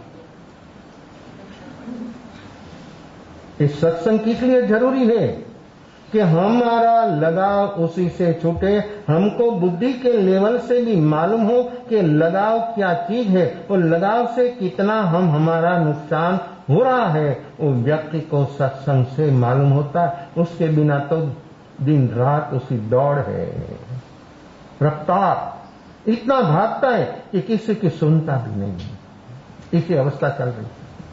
ये लगाव कैसा है? लगाव से व्यक्ति को परेशानी है, लगाव से दुख है। पकड़ा, कोई भी चीज पकड़े दुख सर हो गए, और जो नहीं पकड़ा तो नहीं सुख नहीं दुख, तो है स्वभाव का सुख। इस सुख का अनुभव होगा वर्तमान निर्विकल्प अवस्था में। जिसको निर्विकल्प होना हो और स्वभाव का सुख प्राप्त करना, सारा दुखों का कारण मिटाना हो, तो हमारे भीतर में जागरण साक्षी भाव होना। तो स्वभाव का सुख आपको अभी यहां अनुभव में आ सकता है। लेकिन व्यक्ति जीवन भर दौड़ता रहेगा तो कभी दुख मिटना वो कोई संभावित नहीं है। और उम्र जाने पर आपको मालूम होगा कि तो बहुत हो गया, अभी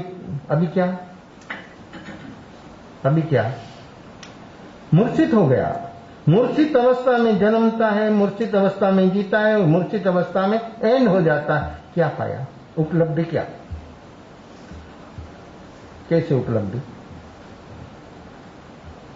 बॉम्बे में थे हम चतुर्मास, तो मरीन लाइन पर हम गोत्री जाने का सुबह में मौका आया। गया एक घर पर गोत्री, बहुत श्रीमंत आदमी, 2 फ्लैट का 1 फ्लैट। तो आप समझ सकते हैं कि कितनी बड़ी जगह होती। और 1 फ्लैट 3 बेडरूम का, 2 फ्लैट। पहली मंजिल ऊपर सोते सोते समुद्र की लहर देख सकते, ऐसा उसका फ्लैट। खिड़की खोलो, सोते सोते बैठा नहीं होना, पलंग से और समुद्र देख सकते। गया तो सब घर के मेंबर उपस्थित हो गया, छोटे मोटे सब। उसका मिसेज बोला कि मंगलिक सुनाना है, तो चलो। उसका हस्बैंड की तबीयत अच्छी नहीं थी, करोड़पति आदमी, 2-4 मर्सिडीज कार, एक नहीं। आपका स्टेटस किसी से है? मर्सिडीज कार से। वो आते तो आप सलाम करते, वो आपको नहीं बैठाएंगे कार में। आपके लिए तो आपकी कार काम में लगेगी, उसकी नहीं लगेगी, लेकिन तो फिर आप उसको क्यों सलाम करते? आपको क्या जरूरत? और कोई गरीब आदमी हो पूछे आपको तो जवाब देते क्यों? अपनी अंतर अवस्था, आपका मीटर कहां पर है आप देखें। जहां तक आपका मीटर नहीं बदलेगा तहां तक आपकी दृष्टि बदलना वो कभी संभवित नहीं है। और ऐसी दृष्टि में व्यक्ति रहेगा तहां तक स्वयं की ओर चलना संभवित नहीं है। तो इस 56 का दुष्काल, ऐसी अवस्था, लोगों को अन्न और पानी के बिना मनुष्य और प्राणी अपने सामने मर रहे थे। कोई कुछ नहीं कर सकता। क्या कर सकता? अपना स्वजन परिजन भी अपने सामने से चल बसते न, आप क्या कर सकते? हाथ में हाथ लेकर बैठते, आप क्या कर सकते? उसको रोक सकते? तो भी बोध क्यों नहीं होता कि एक उसकी पीछे जीवन भर दौड़ने की जरूरत नहीं है। उसमें कोई तत्व अलग है, वो मैं पाऊं। क्या कर सकते हैं? आप एडमिट कर सकते हैं, हॉस्पिटल में आईसीयू में रख देते हैं। क्या कर सकते हैं? और डॉक्टर भी क्या कर सकते हैं? डॉक्टर प्रयोग करते हैं, डॉक्टर दिलाता है। उसका आयु बल हो तो दवा उपयोगी होती है, बस। बाकी डॉक्टर प्रयोग करता है पेशेंट पर, और पेशेंट का जीव जाता है, और आप लोगों को भी मिलने को नहीं जाना देते। देखो कैसा है। तो एक परिस्थिति अपने सामने जब आती है मृत्यु की, तब व्यक्ति स्वजन परिजन चारे ओर खड़ा है और वो व्यक्ति जा रहा है, उसका दुख कितना है। आपको लगा होने से आपको आंख भींगी होती है, आप रोते हैं। वो व्यक्ति को जाने का दुख और उसके जीवन भर जो उसने इकट्ठा किया, कितना इकट्ठा किया, साधन सगवर सुविधा, ये सब इकट्ठा किया है, तो फिर वो सब छोड़कर जाना है। क्या होता है? एक तो मृत्यु का दुख, एक जो जीवन भर ऐसा इकट्ठा किया उसी को छोड़कर उसको जाना, उसको कितना दुख है। ये लगाव, ये दुख किस लिए है? जो जीवन भर इकट्ठा किया उसी से उसके साथ क्या चलता है, क्या होता है? चलता है कुछ हाथ साथ में, कोई दे देते हैं। कभी कभी कोई व्यक्ति को दांत में वो सोना लगाते हैं, दांत खराब हो तो उसकी पर खोली लगा देते हैं, तो उसको तकलीफ नहीं होती है। और अंत समय पर जो जीव चला गया, तब व्यक्ति को ध्यान में आ गया कि उसके दांत में सोना है, तो क्या करेगा? क्या करेगा? रूम बंद कर, उसका दांत गिरा देगा पत्थर से हथौड़ी लेकर। सोना कैसे जाना देना? और सोना जाए तो कौन? सोना साथ में जावे तो अवगति थाय, गति उसकी बिगड़ जाए। गति किसी से बिगड़ती है? सोना से, क्या लगाव से? तो सोना जा रहा है इतना भी उसको मंजूर नहीं है। आप क्या समझते हैं? ये समझ कब आएगी आपको? इतना भी परिवार लोग इतना सोना जाना नहीं देखते। वो चला गया, आदमी चला गया, आदमी जैसा आदमी, आप उसको नहीं रोते, सोना को आप रोते हैं। क्या है आपका लक्ष्य? इस स्वभाव रूप आत्मधर्म का लक्ष्य जीवन में कब होता है? और व्यक्ति ऐसे ही जन्म मरण की परंपरा चल रही है। तो ये अवस्था में अन्न और पानी के बिना मनुष्य और प्राणी जगत बहुत प्राणियों का और मनुष्य का ढेर लग गया। इसी अवस्था में उसको जन्म स्थान की जो गांव वो छोड़ दिया।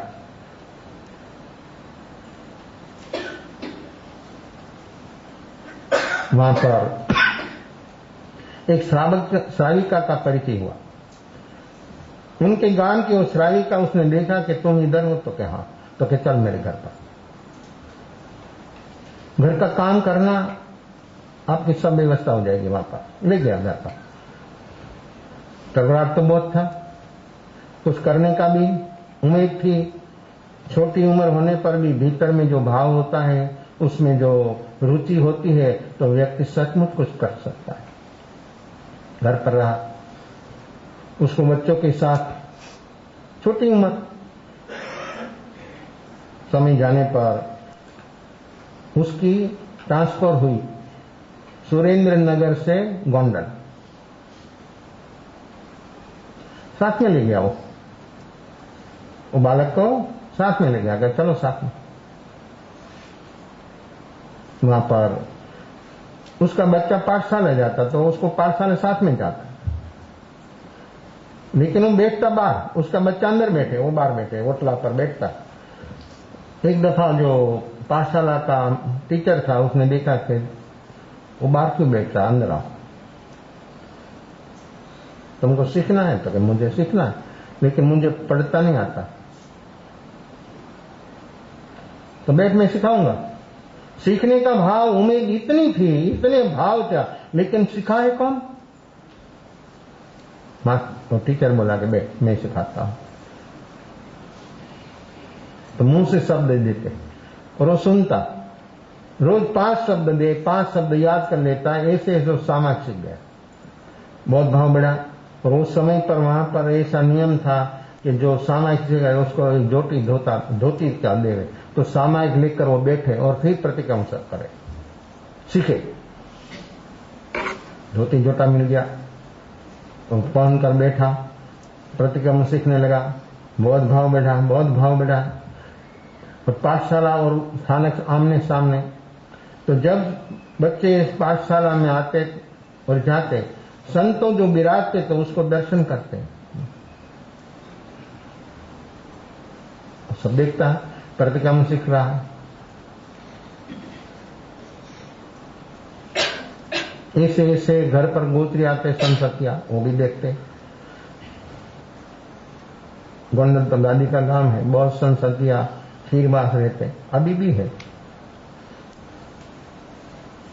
तो एक शादी, बहुत उम्र लायक, उसका कालधर्म होगा। वो देखा उसने, काल से निकाली, जय जय नंदा, जय जय भद्दा लोग बोलते हैं।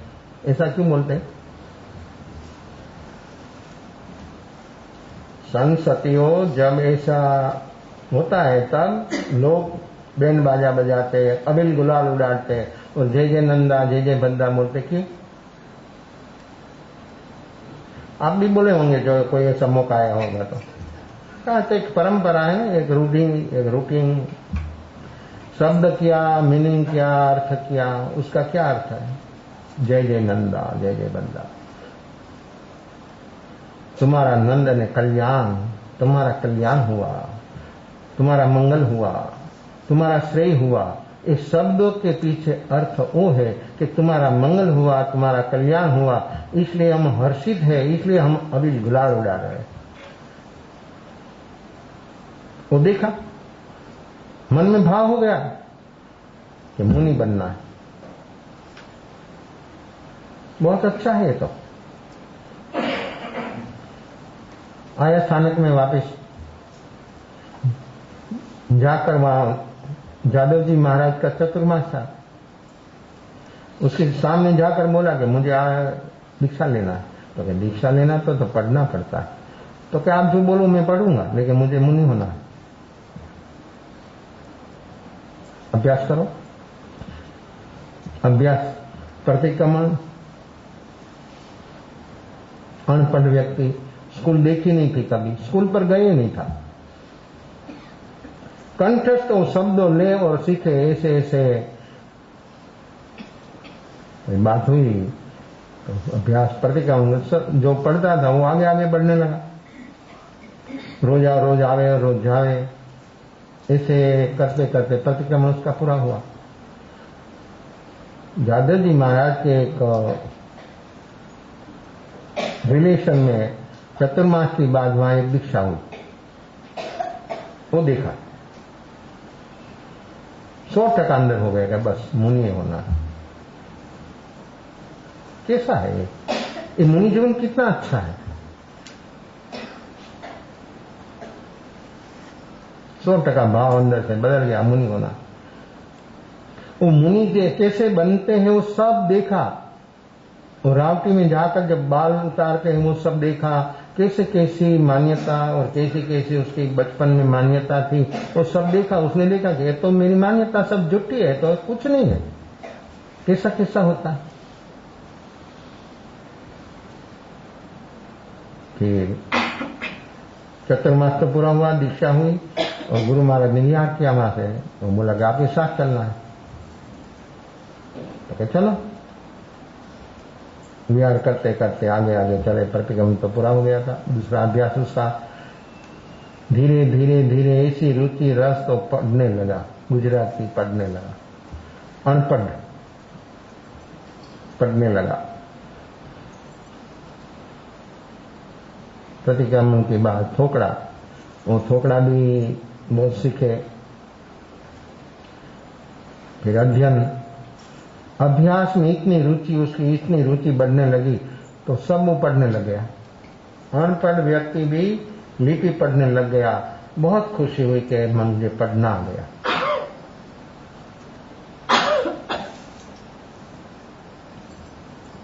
गुरु महाराज विहार करते करते मांगरोल तक पहुंचे।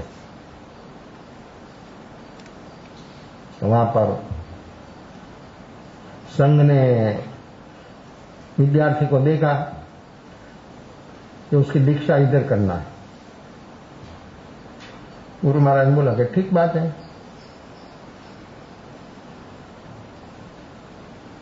संघ इकट्ठा हुआ, निर्णय किया कि वैशाख सुद 30 की दीक्षा मांगरोल में।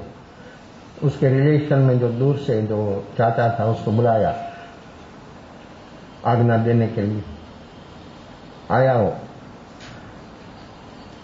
तो बोला मैं तो आज्ञा दूंगा, लेकिन ये तुम भेख ले रहा है, तो भेख ऐसा लेना, ऐसा भेख का पालन करना कि कोई भी हालत में उसी से मुक्त नहीं होना, और ऐसा गुरु की जो आज्ञा हो ऐसा काम करना।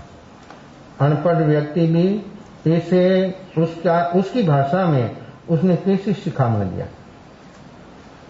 एक काम सब आगे चला। शहर में सभी को मालूम हुआ कि छोटे बच्चों को दीक्षा दे रहा, मुनि बना रहा है। तो हरदम हर जगह पर विरोध तो होता है।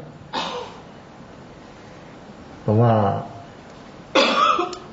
मांगरोल का शेख राजा था, मुसलमान, वहां तक बात पहुंच गई। संघ को बुलाया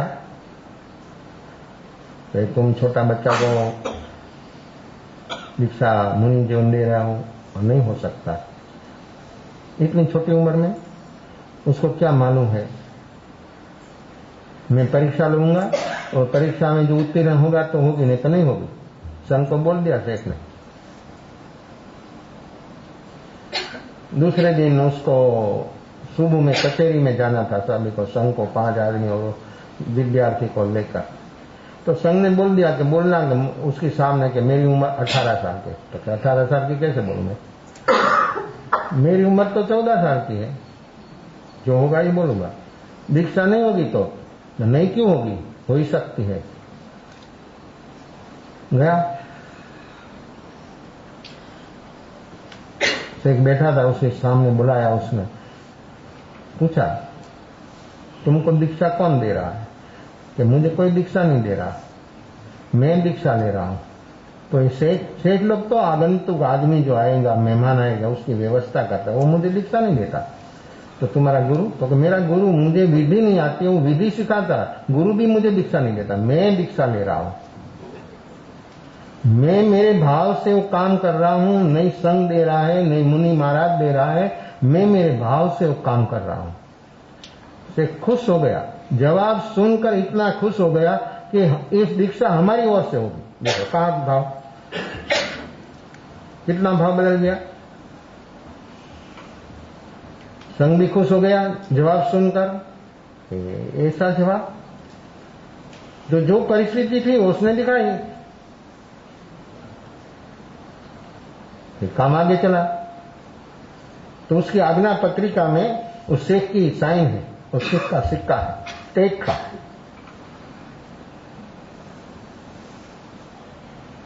फिर संघ ने बोला कि आप तो बहुत उदार हो, ऐसा हो, लेकिन खर्च तो हम करेंगे। नहीं, मैं सहयोग दूंगा, जो मेरा नहीं हो तो आप मेरा सहयोग लेना।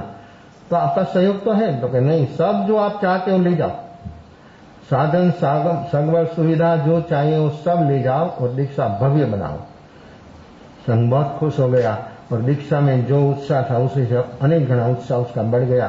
तो वैशाख सुद तीज मुनि जीवन मांगरो लिया, गुरु महाराज दीक्षा दिया, उसने लिया। करेमी बनते सूत्र, बोले में बनते नहीं, करेमी बनते। धर्म प्रैक्टिकल है, टेक्निकल नहीं। धर्म थेरिकल नहीं है, अनुभव करने की चीज है।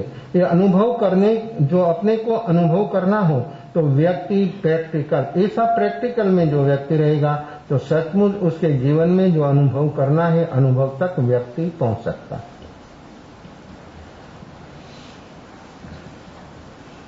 तो ऐसा मुनि जीवन स्वीकारने के बाद उनके जीवन में दो चीज थी, आज्ञा और धर्म और विनय।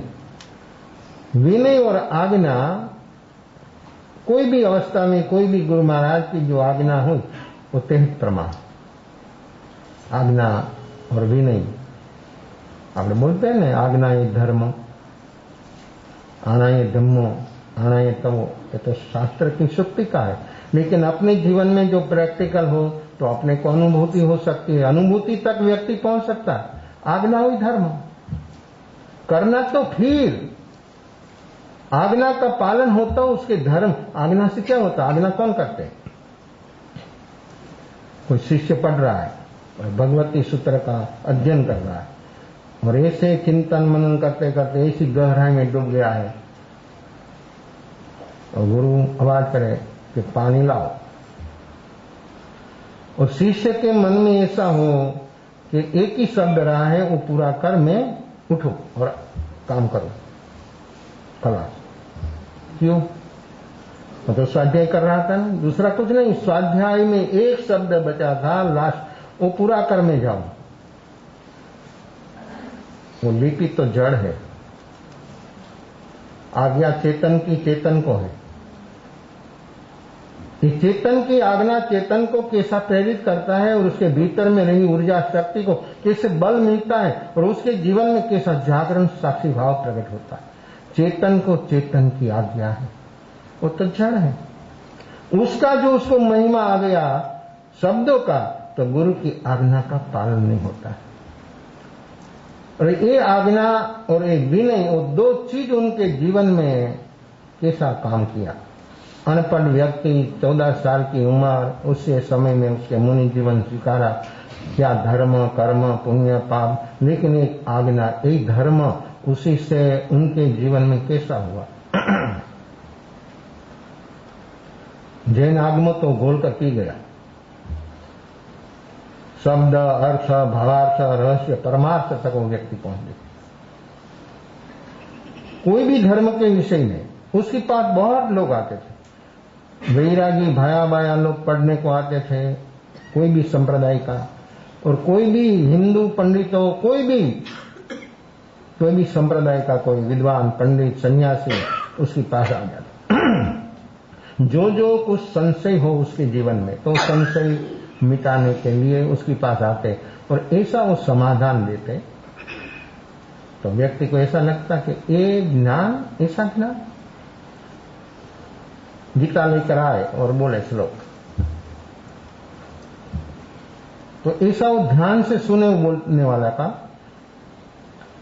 और फिर बोले कि तुम तो कितना अशुद्ध बोलते हो, तुम तो पढ़े लिखे आदमी हो ना, ग्रामर पढ़े हो ना, संस्कृत श्लोक का उच्चारण आप इतना अशुद्ध करते, कानो मात्र रस्व दीर्घ जरा भी नहीं चलता, उच्चार में इतना शुद्ध उच्चार होना ये बराबर होना चाहिए। फिर खुद बोले, फिर उसका अर्थ लगावे। जब उसका अर्थ सामने वाले व्यक्ति जब सुनते तो कि ये श्लोक तो हमने कितनी दफा पढ़ा है, उसका अर्थ घटन किया है, लेकिन उसमें ऐसा अर्थ है, ऐसा भाव है, ये तो हमने कभी हमारे सामने आया नहीं। तो कैसे आया? और गुरु महाराज की जो सेवा किया उसने, कैसी सेवा किया? अज्ञान भाव आनाए धम्मो, आज्ञाए धर्म और विनय उनके जीवन में होने से वो ज्ञान, शास्त्र ज्ञान तो हुआ, लेकिन भीतर का आत्मज्ञान हुआ। आज्ञा से आत्मज्ञान होता है, बुद्धि से शब्द ज्ञान होता है। जिसकी बुद्धि विशाल है, बहुत बहुत तेज बुद्धि है, शास्त्र ज्ञान होगा, आत्मज्ञान नहीं होगा। पंडित होना आसान है, ज्ञानी होना बहुत कठिन है। पंडित तो बहुत बहुत लोग मिलते हैं, लेकिन ज्ञानी तो करोड़ों में कोई होता है।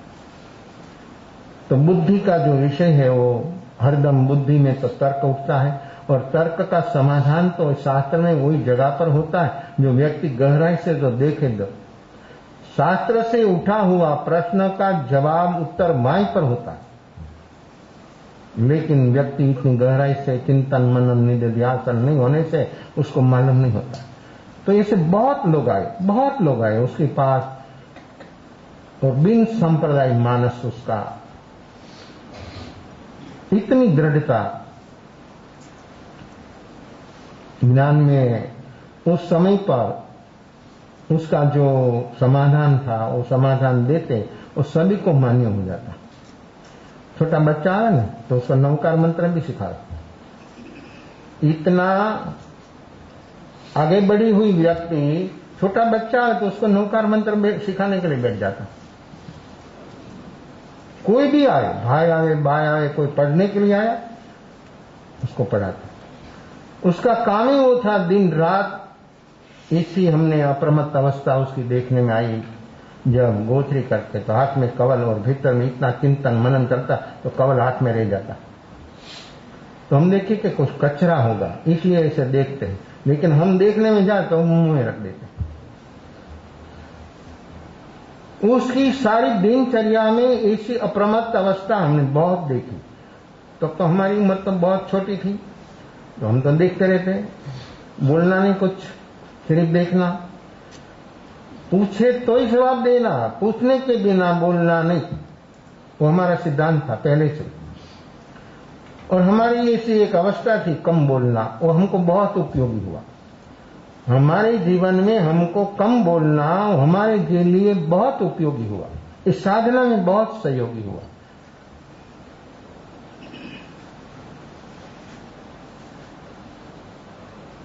उसके पास हरदम हस्तलिखित शास्त्र रहता, चाहे साक्षरों ने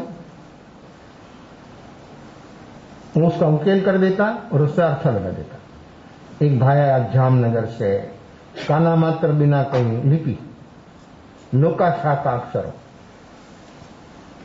13 बोल था उसमें लोका शाखा, लेकिन काना मात्र नहीं, चख पलबा।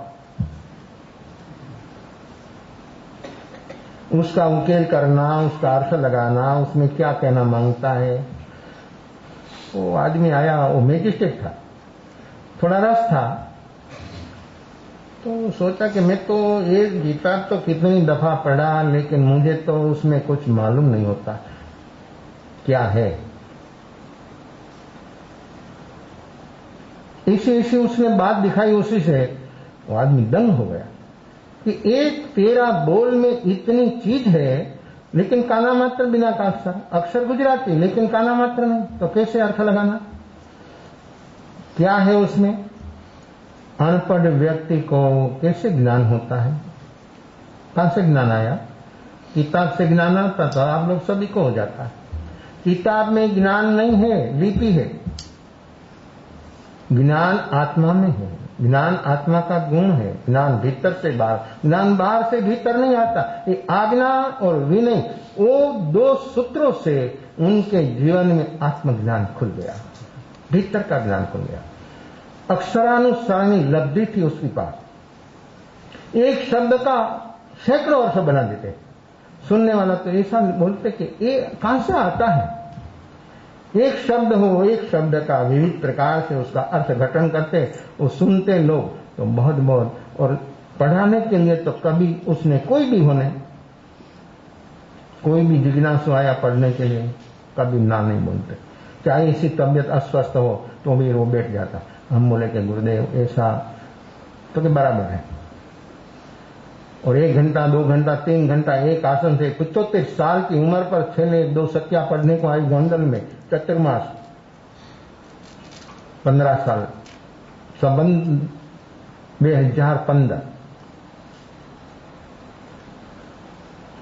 तो सत्या को ग्रामर पढ़ना था, प्राकृत ग्रामर। पता तो खुद एक ग्रामर भेजा का दही बनाना पड़ता है, नहीं कोई उसमें रस रुचि, सिर का दर्द हो जाता। ग्रामर सीखना, उसमें भी संस्कृत और प्राकृत का ग्रामर सीखना, वो तो पढ़ने वाला को तो नींद आने लग जाती है कि वो तो वही का वही शब्द। तो खुद ने साधनी का साथ एक अर्थ सीखे, खुद तैयार हो और उसको पढ़ाए 3-3 घंटा। और साधनी का साथ ऐसा उसको पढ़ाए 700 सूत्र, एक ग्रामर का 700 सूत्र 75 साल की उम्र पर कंठस्थ किया साधनी का साथ।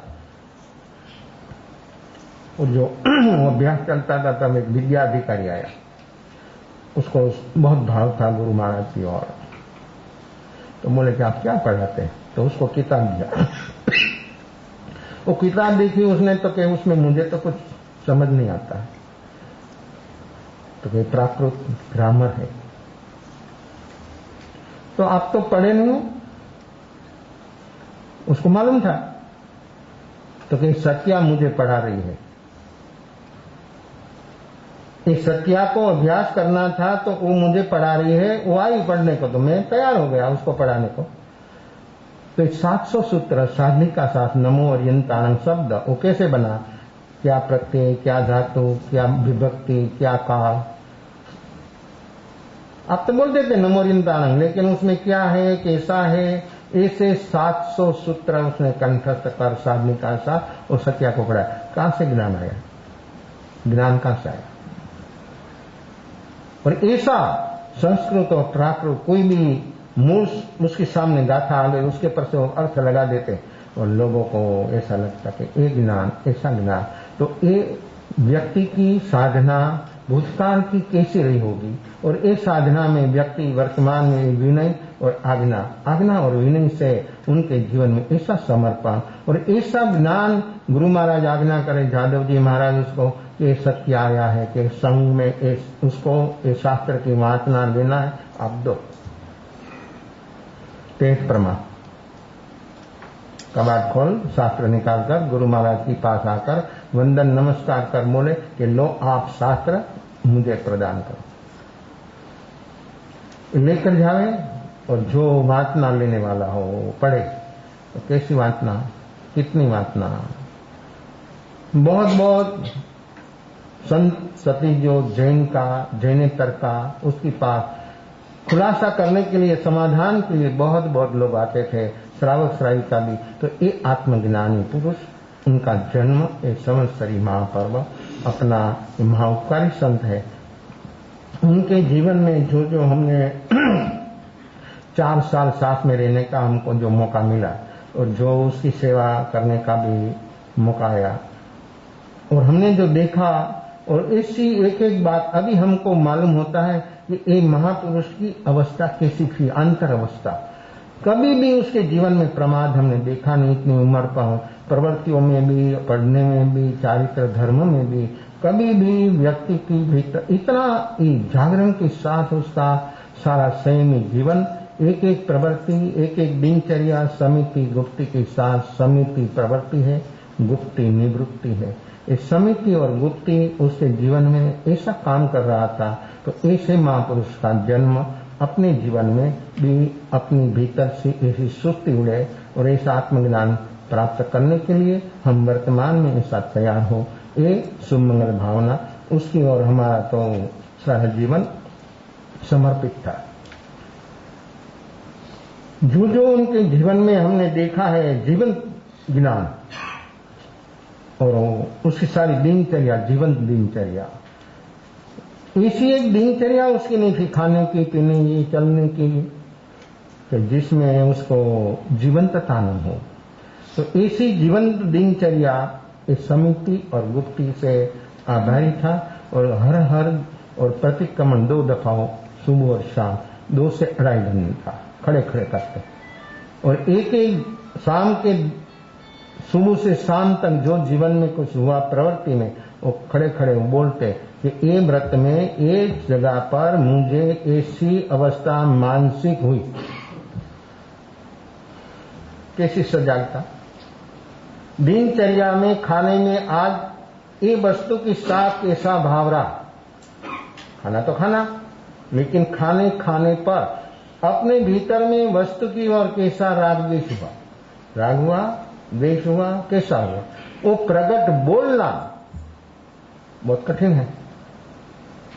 और एक दिन नहीं, हरदम दोनों टाइम ऐसा उसका एक जो प्रतिक्रमण और ऐसी उसकी अवस्था, बहुत बहुत सुखी जीवन की बहुत बहुत विविधता और बहुत बहुत विशेषता, इसके जीवन में रहा हुआ एकाध गुण हमारे जीवन में जो प्रकट हुए, तो सचमुच हमारे जीवन उत्थान हो जाएगा, उद्धार हो जाएगा। तो ऐसे महापुरुषों को हम भाव से वंदन नमस्कार करके संवत्सरी की समापना, महापुरुष का जन्म, अभी आलोचना